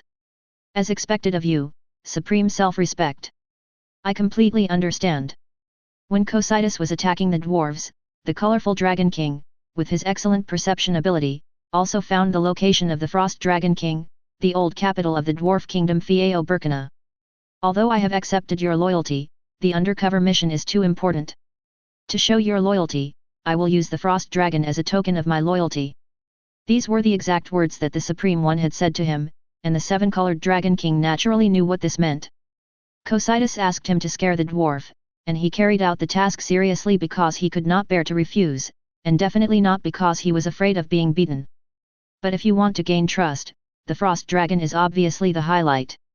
I didn't sense the aura of the original magic. It turns out that he is a dragon of the new generation. It's okay to betray him like that. At this time, the Frost Dragon King Ola's Adek Heliliar was curled up on the throne, enjoying the service of his 3 concubines. He didn't know that he was about to meet with a disaster. Chapter 170. Dragon King is an honorary title among the Dragon Clan, and can be obtained by meeting one of the following 3 conditions. The first is to reach the ancient level, that is, the racial level reaches LV46, the second is to have a special profession, the third is to master the original magic. The first is the easiest to achieve, the second is the second, and the third is the most difficult to achieve. Because the 8 Desire Kings polluted the world and spread the magic of ranks, they also cut off the way for the new generation of dragons to learn the original magic. The old generation of dragons died in large numbers in the battle, and only a few survived. Under this double blow, there are only a handful of dragons left who can master the original magic, and they are all old guys who are hundreds of years old. The 7-colored Dragon King is one of the representatives. The church calls them the true Dragon King, which means the real Dragon King. The Frost Dragon King is a typical example of the new generation of dragons. He became the Dragon King due to his age and can only use magic of a few levels. Although the true Dragon King and the Dragon King are both Dragon Kings, the gap in strength between them is so huge that they are almost like 2 different species. Dragon's breath. The colorful Dragon King opened his mouth and grey-white dragon breath gushed out of his mouth, mixed with the breath of annihilation and death. The majestic building collapsed, and several mole-like creatures fled. They were the Quagoa. The Quagoa King, Bayriolo, was resting on a cushion when he was suddenly awakened by this sudden change. What happened? A Quagoa ran in a hurry. It's the Dragon King, a Dragon King I've never seen before. Ryolo pushed his man aside and rushed out immediately. When he looked up, he saw the colorful Dragon King emitting a terrifying aura in the sky. The Frost Dragon King has always treated the Quagoa as slaves, so why is there another one? Doesn't God want them to rise? He gritted his teeth and ordered, notify the entire clan, evacuate immediately. But this is our base camp. Shut up. Have you forgotten about the destroyed Dwarven city? If it is affected by the battle between dragons, it will die. Yes. Unlike the Quagoa who evacuated in a hurry, the Frost Dragon King was very angry at this time. This is the starting point of his dragon empire, and even his wife and offspring cannot be damaged here. How dare a dragon that appeared out of nowhere destroy it directly? It shows that it does not take him seriously at all. Dragons are extremely cold-blooded creatures and have absolutely no affection for their offspring. They generally leave their eggs alone after laying them, or drive the baby dragons away a year after they are born. The Frost Dragon King was an exception. He cleverly discovered that this was not conducive to the development of the tribe. Since it is difficult to break through individual strength, we should find another way to win by quantity. In order to accumulate strength to rule the mountains, the Frost Dragon King and his 3 concubines laid eggs continuously, and eventually formed a Frost Dragon family with as many as 20 dragons. Dragons do not need to train their racial levels. They can naturally rise to LV50 as they grow older. It is only a matter of time before they become the overlord of this mountain range.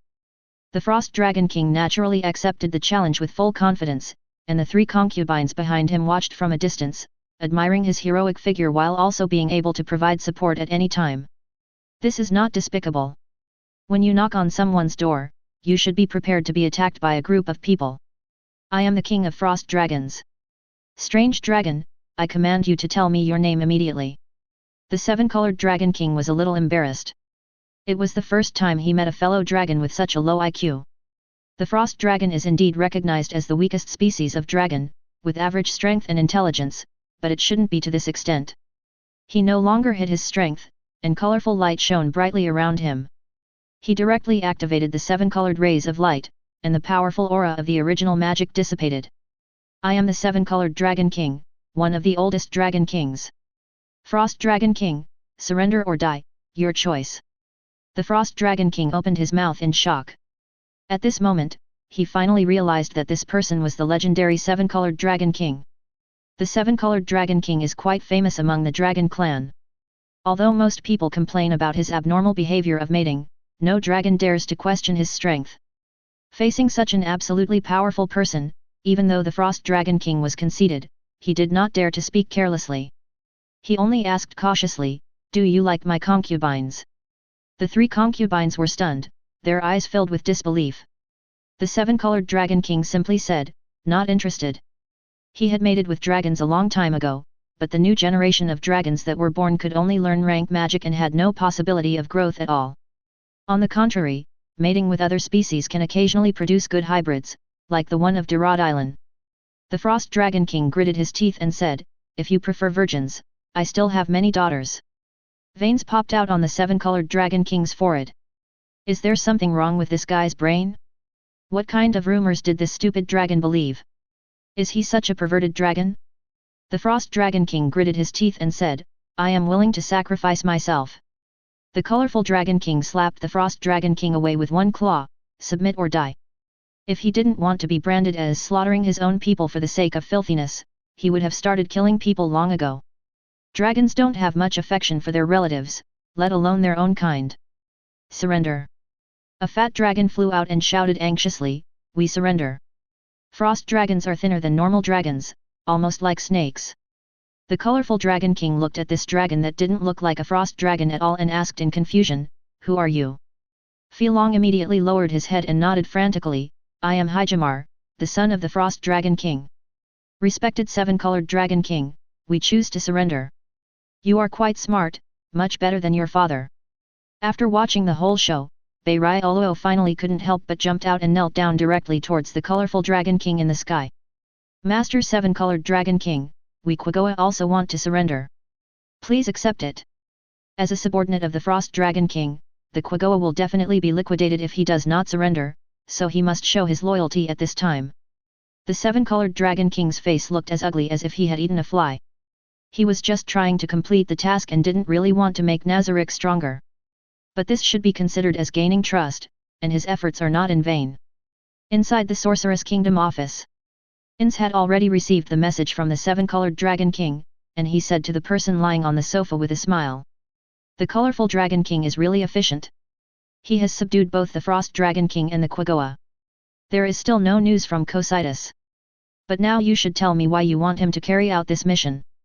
The only person who can be so casual in the office is Sig. He finally paid off his debts and satisfied the 2 women, but the after effect was that he lost interest in beautiful women for a short period of time. The result is quite good. The true Dragon King's deterrent power is indeed useful. Sig changed to a more comfortable lying position.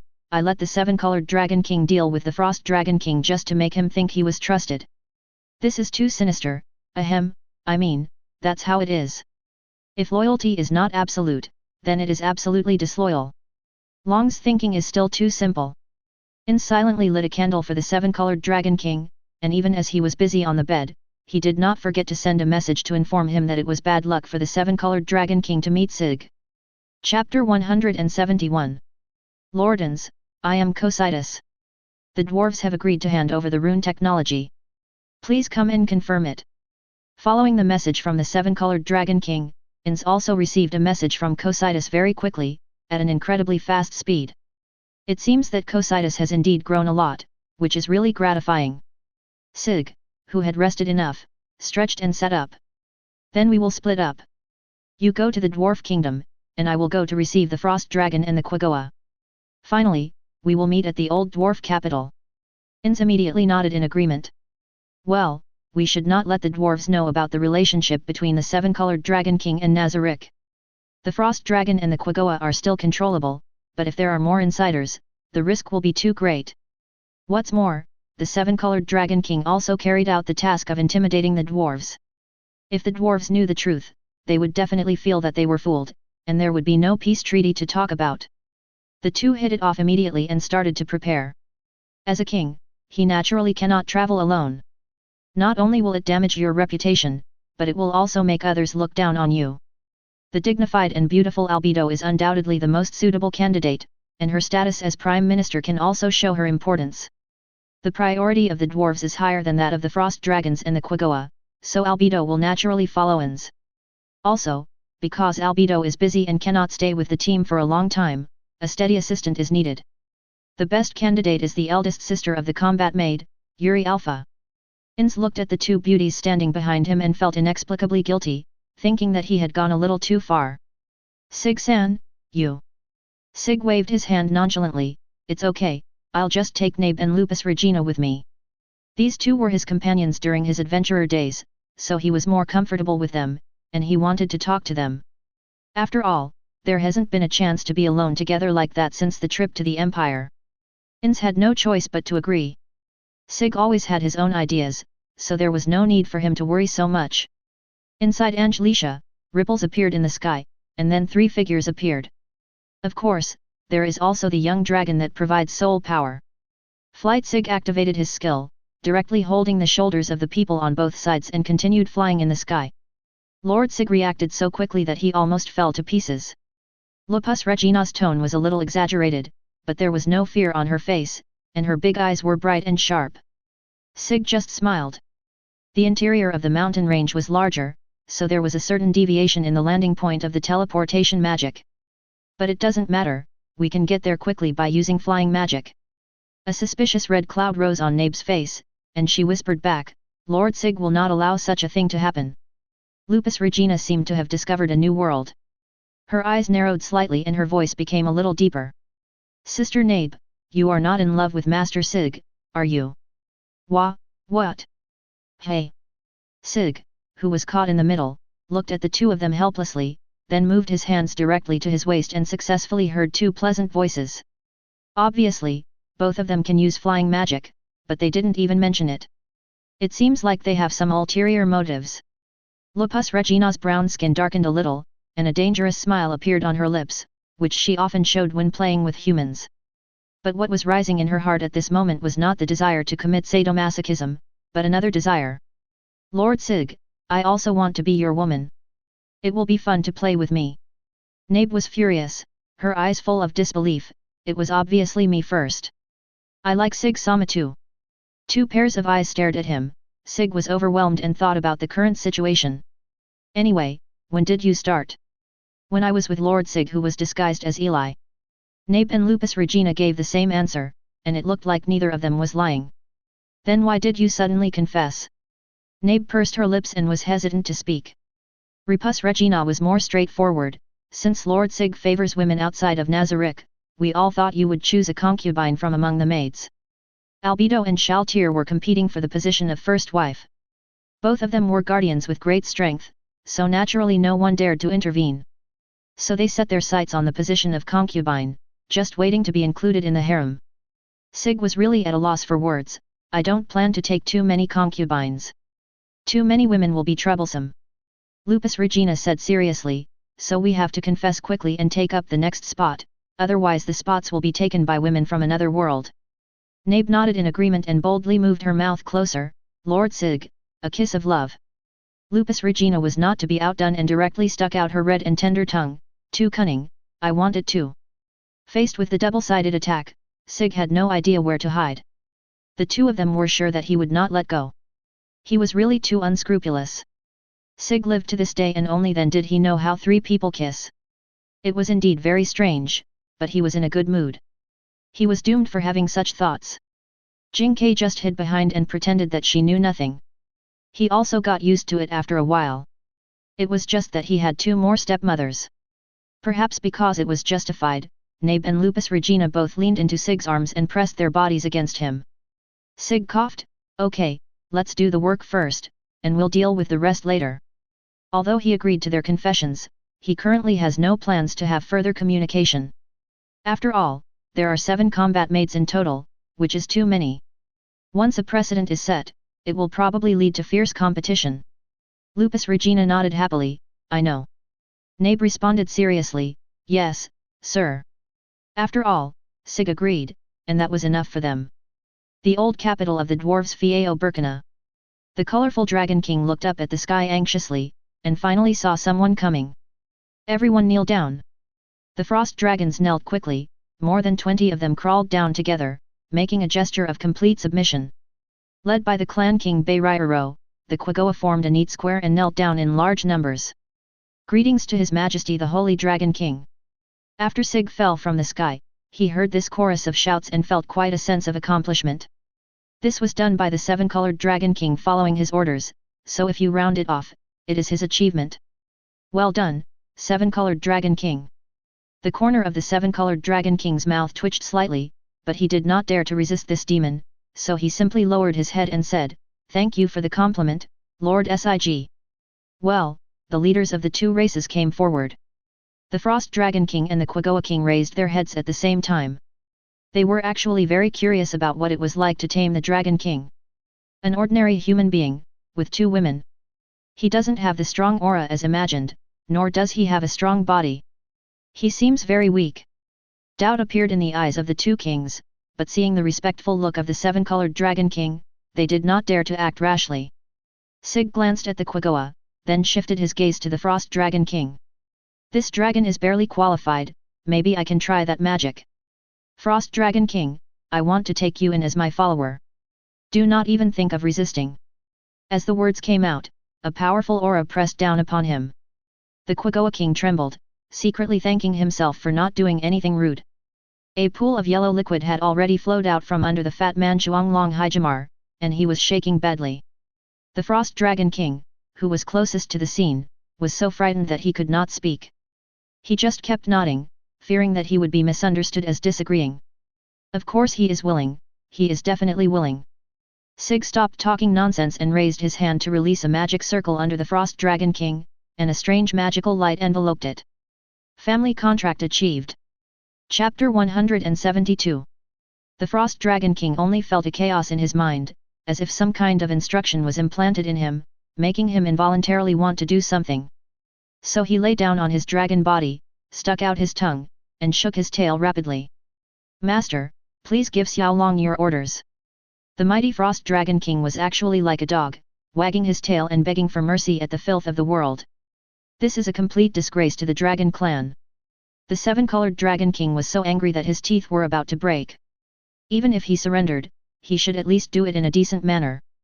Sig touched the scales of the Frost Dragon King thoughtfully and ordered, show your belly. The Frost Dragon King immediately obediently turned over, revealing his vulnerable parts that were not protected by scales. Yes, sir. This appearance shocked everyone present. The so-called dependent magic was so terrifying that it had the effect of completely controlling the mind. The other frost dragons were trembling in fear, fearing that they would also become mindless puppets. The Quagoa King was even more afraid, because he was carrying the hopes of the entire tribe on his shoulders.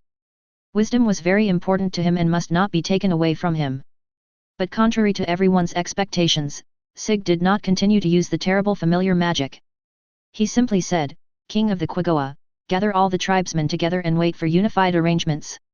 Frost Dragon King, take me to the royal city, and the colorful Dragon King will stay where you are. Have you understood all of the above? Understood. After hearing the satisfactory answer, Sig left with the Frost Dragon King, leaving Nabe and Lupus Regina watching. Although their levels are not as high as the seven-colored Dragon King, they will definitely have no problem intimidating the Frost Dragon and the Quaggoa. The wolf girl looked at these mole-like creatures with a smile. I wonder what it feels like to play with them. Nabe snorted, just a bunch of bugs. Led by the Frost Dragon King, Sig came to the hall with the throne. Oh, is this where you usually stay? The Frost Dragon King had a flattering smile on his face. Master, please sit on the throne. Excessive flattery and indulgence may make people feel embarrassed, but it is not without benefits. Although both of them surrendered, the Frost Dragon King's attitude was much stronger than that of the seven-colored Dragon King. Although there is the influence of the magic of the familiar, as the saying goes, there is no gap without comparison. This seven-colored Dragon King really doesn't know how to surrender. If Sig had not promised Drodilin, he would have dismantled the seven-colored Dragon King after using him. Dragon scales, dragon tendons, and dragon blood, these are all good things. But he is a man who keeps his promises, so he will naturally be given a chance to survive. He can spend the rest of his life devoting himself to Nazarick as a dragon breeder. Only after Sig thought about the ending of the seven-colored Dragon King did he have time to observe the surrounding environment. He walked slowly up the steps and stopped beside the throne, looking at the scratched door behind him. Just call me Lord Sig. What's in this? The Frost Dragon King immediately replied, it is the dwarf's treasure house, which contains a large amount of treasure. Sig rubbed his chin and thought, oh, you didn't open it. Absolutely not. The Frost Dragon King was so anxious that he almost raised his hand to swear. He began to speak with his hands and feet gesticulating. No matter how he attacked, the door could not be opened or broken, so he gave up and only used the door to sharpen his claws occasionally. The dwarven rune craftsman cast a powerful protective spell, which is impossible to open. The Frost Dragon King swallowed his saliva. Even though he was reluctant to hand it over, his desire to be loyal was enough to make him go against his instincts. Lord Sig, Xiaolong is willing to give you all his treasures. Facing the small gold mountain in front of him, Sig smiled and praised, not bad, I am very satisfied. The Frost Dragon King's eyes lit up and an indescribable sense of satisfaction surged in his heart. This was the feeling of being recognized by the master. It was truly wonderful. Okay, there's nothing for you to do here anymore. Pack up and prepare to head to the Sorceress Kingdom. You are my vassal, and there will be a place for the Frost Dragon in the courtyard. Thank you, Great Dragon Lord. The Frost Dragon King immediately knelt down and kowtowed madly, and only left respectfully after receiving permission. Sig sighed helplessly. He was becoming more and more annoyed with the seven-colored Dragon King. The dependent magic cannot be used against the true Dragon King because of the world protection effect of the origin magic, but what if it is the origin magic dependent contract? It seems like I haven't seen Drodilin for a long time.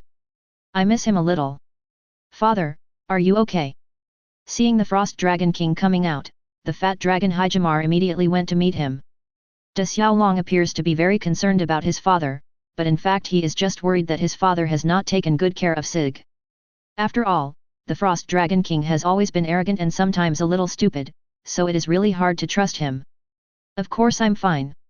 Lord Sig cares a lot about us Frost Dragons, and a new place to live has been decided. The Frost Dragon King immediately gave the order, everyone start packing your luggage, and don't touch the treasure, it belongs to Master Sig.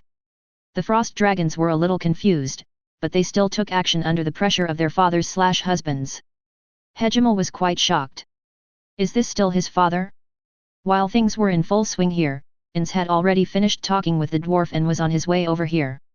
Things are going very smoothly. The dwarves were amazed at the power of the Magic Kingdom and even considered becoming its vassal state. Cocytus conquered the dwarves directly with his superb forging skills and excellent drinking capacity. All the rune craftsmen were exchanged for just passing on some of the technology. Rune technology is on the verge of being eliminated among the dwarves and is not a rare thing, so both parties to the exchange are very satisfied. As the rune craftsmen who were being exchanged, they were naturally even happier. To put it in an analogy, this is equivalent to having no money to conduct experiments, and then a big shot comes to you to offer funding, which is like a pie in the sky. Therefore, the negotiation did not take long. When Ainz arrived, the Frost Dragon had not yet been dealt with, but the Quaggoa had almost gathered. Greetings, Your Majesty. Everyone knelt again in confusion. Ainz waved his hand and turned to say, Albedo, you arrange for the resettlement of the Quigoa. I will go find Sig first. Albedo immediately accepted the order. Yes, sir. Yuri stayed in the dwarf country and supervised the dwarves with Cocytus. When Ainz entered the room, he was almost blinded by the amount of gold ornaments on Sig got rich. But you know what, the gold jewelry really makes Sig look more noble, and it has changed his temperament. Sig smiled and pointed to the door behind him. You're going to make a fortune soon. This is the dwarf's treasury. Ainz's eyes lit up as he took out a tool inlaid with 7 colored gems. The artifact 7-door crusher is a lock-picking item that rivals the lock-picking ability of a level 90 rogue, and can be used 7 times. It is indeed painful to use consumable items, but the attraction of the dwarf treasure house is really great. As a gem dimmed, the artifact effect was successfully activated. The door slowly opened, revealing the full view of the treasure house. The mountains of gold exude a charming luster, and there are many props printed with runes. Although it is not as great as the treasure house of Nazarick, it is still quite exaggerated. Ainz couldn't help but exclaim, where on earth did so many of them come from? Sig chuckled, why bother with so much? This all belongs to Nazarick. In the original work, Ainz left a lot of treasures for the dwarves, and only took some symbolically, but he is not such a generous person. What dwarf's treasure house? Whoever finds it owns it. Anyway, we can just blame it on the colorful Dragon King when the time comes.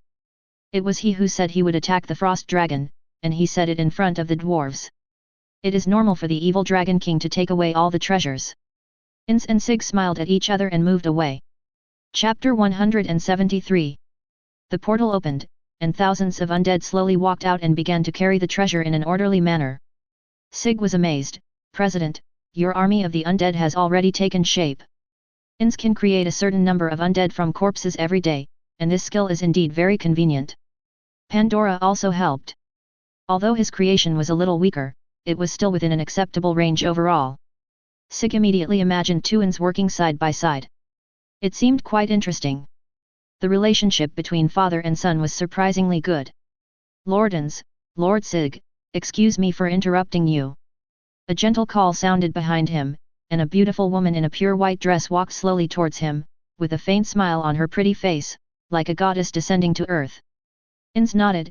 It's Albedo, have you arranged everything? Yes, I have already transferred the old and weak Quigoa elsewhere. The rest will stay here to mine rare ores for Nazarick to make weapons. The 7-colored Dragon King is active in the old dwarf capital, and will send Blue Rose to investigate after a while.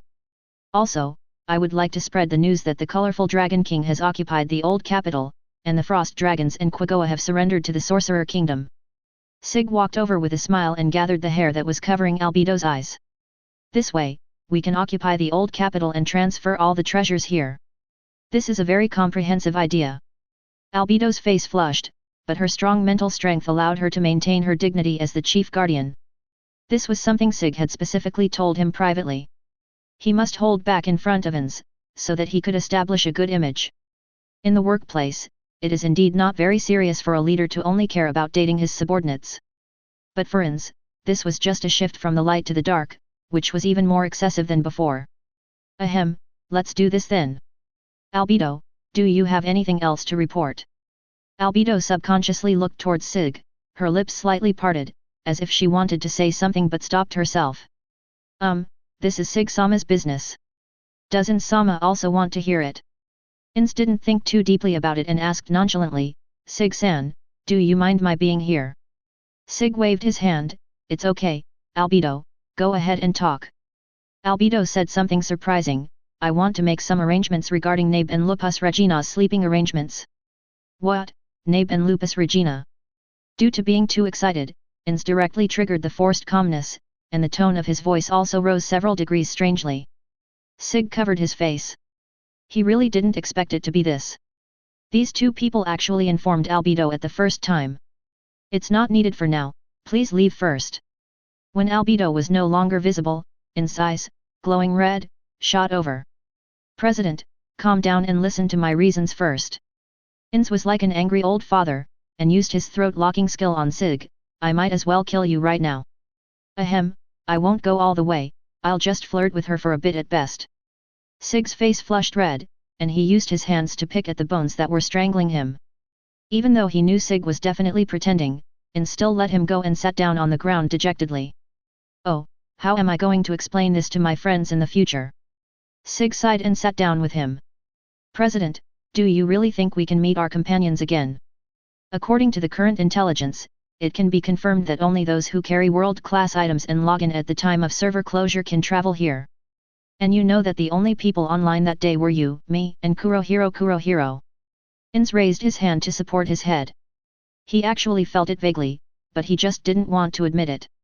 That day, he opened his friend list countless times and looked at the names that turned grey, but in the end, only 3 people lit up. So what does this have to do with you taking children into your harem? Although he was still questioning, Ainz's tone had obviously become much calmer. Sig sighed again, you forget that I am an immortal.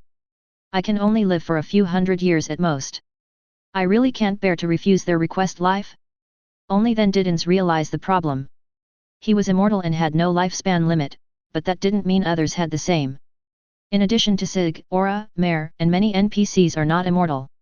If you don't do what you want to do in the limited time you have, you won't have any chance. Faced with such a realistic problem, Ainz's mood became gloomy, because he could not think of a good solution. Race change was too difficult. Seeing that the atmosphere was set, Sig suddenly smiled and patted Ainz on the shoulder. Hey, don't be so dejected. In fact, Albedo called Flutter here to study the undead forbidden spell. Why?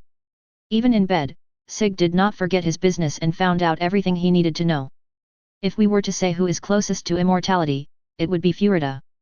The ritual magic that combines magic from 3 systems casts a forbidden spell, and if successful, it can achieve immortality. This was the secret of how Flutter could live to over 200 years old in a human body, but he used it forcefully at the time, and it could only delay aging, so it did not achieve the desired effect.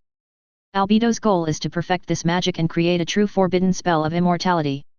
After hearing this, Ainz stood up abruptly and said, I want to meet Flutter in person. Flutter residence. Greetings to His Majesty the Sorcerer King and His Majesty the Holy Dragon King.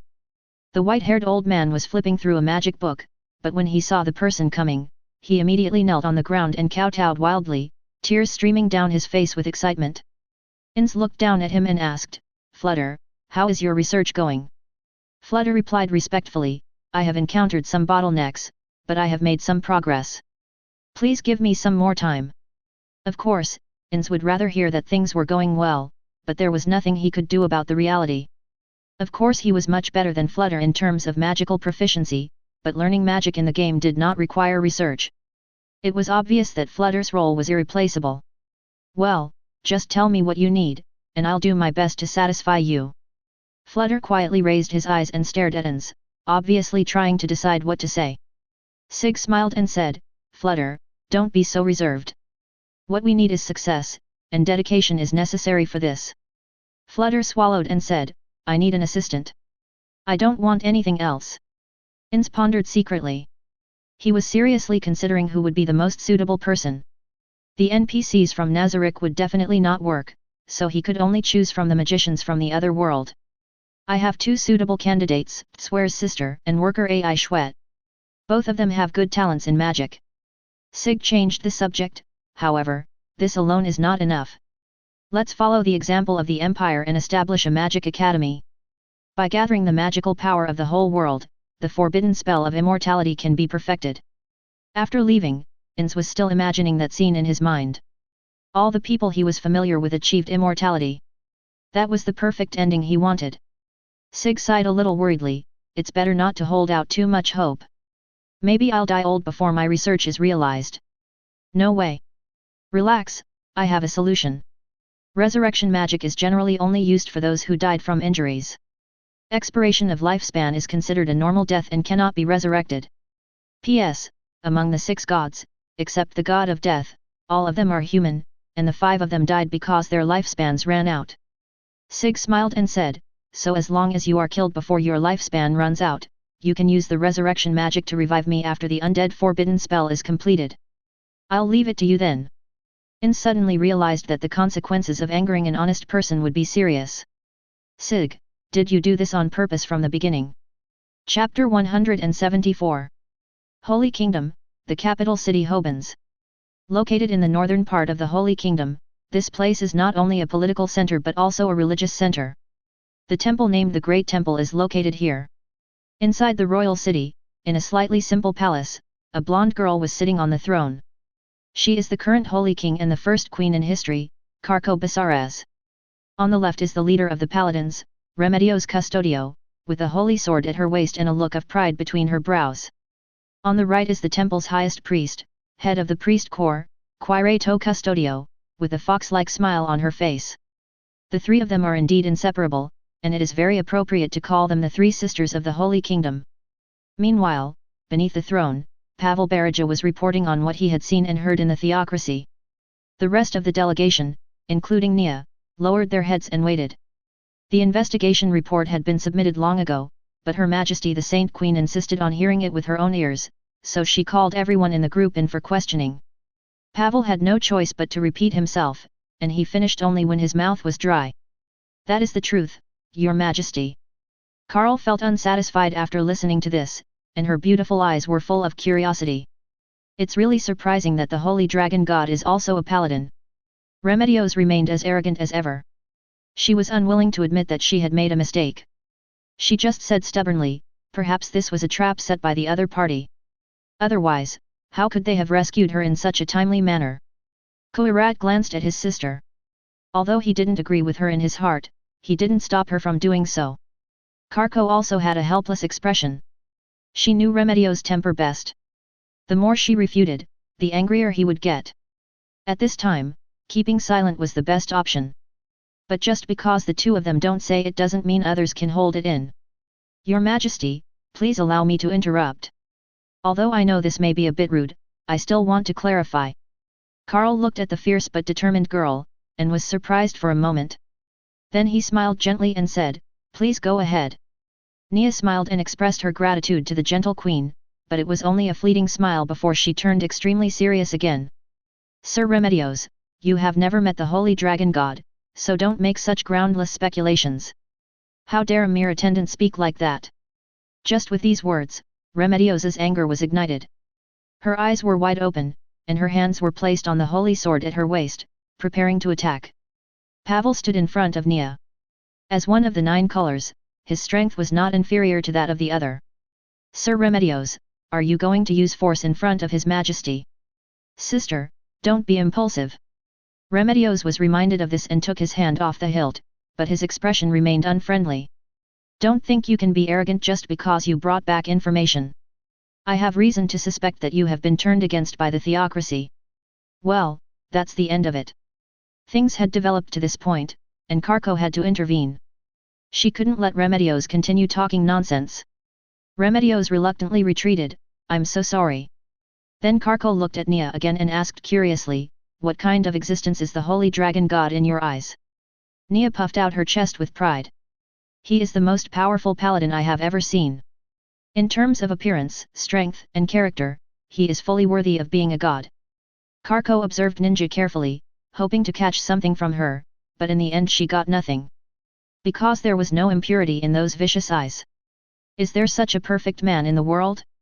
Karko couldn't help but have such doubts, and then he began to be curious about the true appearance of the Holy Dragon God. Remedios sneered, "The strongest? I am the strongest paladin of the Holy Kingdom. Is he stronger than me?" Ningya simply asked back, "Can you kill 70,000 demi-humans with one strike? Are you kidding?" Remedios suddenly realized what was happening and asked uncertainly, "Are you saying that the Holy Dragon God can do it?" Nia did not answer, but only nodded in response. She was too tired to waste time talking to Remedios. Karko's curiosity was aroused. She had not seen this information in the report, so she looked at Pavel with a questioning look. "This is what I heard from the people of the church. The truth has not been verified, but it is true that they defeated the subhuman army." "I understand. Let's stop here today." Karko nodded, and seeing that the atmosphere was tense, she ended the questioning directly. "As you command, Your Majesty." Pavel bowed respectfully, and the group slowly retreated. Only when they disappeared from view did Remedios completely explode, his expression becoming terrifyingly gloomy. Pavel and his daughter have definitely rebelled. Cocytus sighed. Who did his sister inherit her IQ from? Why is her train of thought so straightforward? This is not the point. The main point is how we should treat the Holy Dragon God in the Protestant kingdom. Your Majesty, what do you think? Karl held his cheek, as if he was fantasizing about something. It seems like he's a good marriage partner. Why? Facing the shocked and puzzled gazes of the two sisters, Karl quickly restrained his smile and coughed twice to cover up his embarrassment.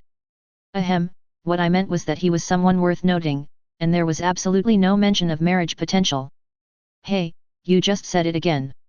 Koirat decided not to mention this matter anymore, and took out a report from somewhere. That group of nobles started making trouble again. This is a joint report they submitted. Karko took it and his expression became more serious the more he read it. Attack Abelian Hill? Which noble proposed it? The Northern Holy Kingdom is still under control, but the nobles of the Southern Holy Kingdom are always trying to stir up trouble, which is a real headache. Koirat spread his hands. There are people from both the South and the North. This is the consensus of most nobles. The ostensible reason is revenge against the demi-humans. As for the real purpose, Koirat smiled evilly. Maybe they want to take advantage of the Church's inability to react and directly take that piece of land for themselves. If there were not enough interests, this group of nobles would not be so united. Karko pondered for a moment.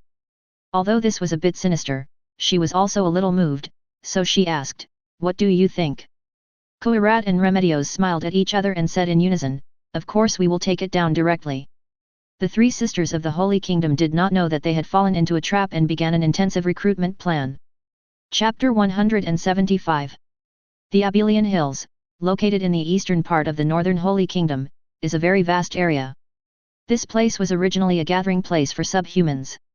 As long as they united, they would have the power to invade any country. But after the main force was taken away by Jaldabaoth and was completely destroyed, this ownerless land naturally became a piece of mouth-watering fat meat.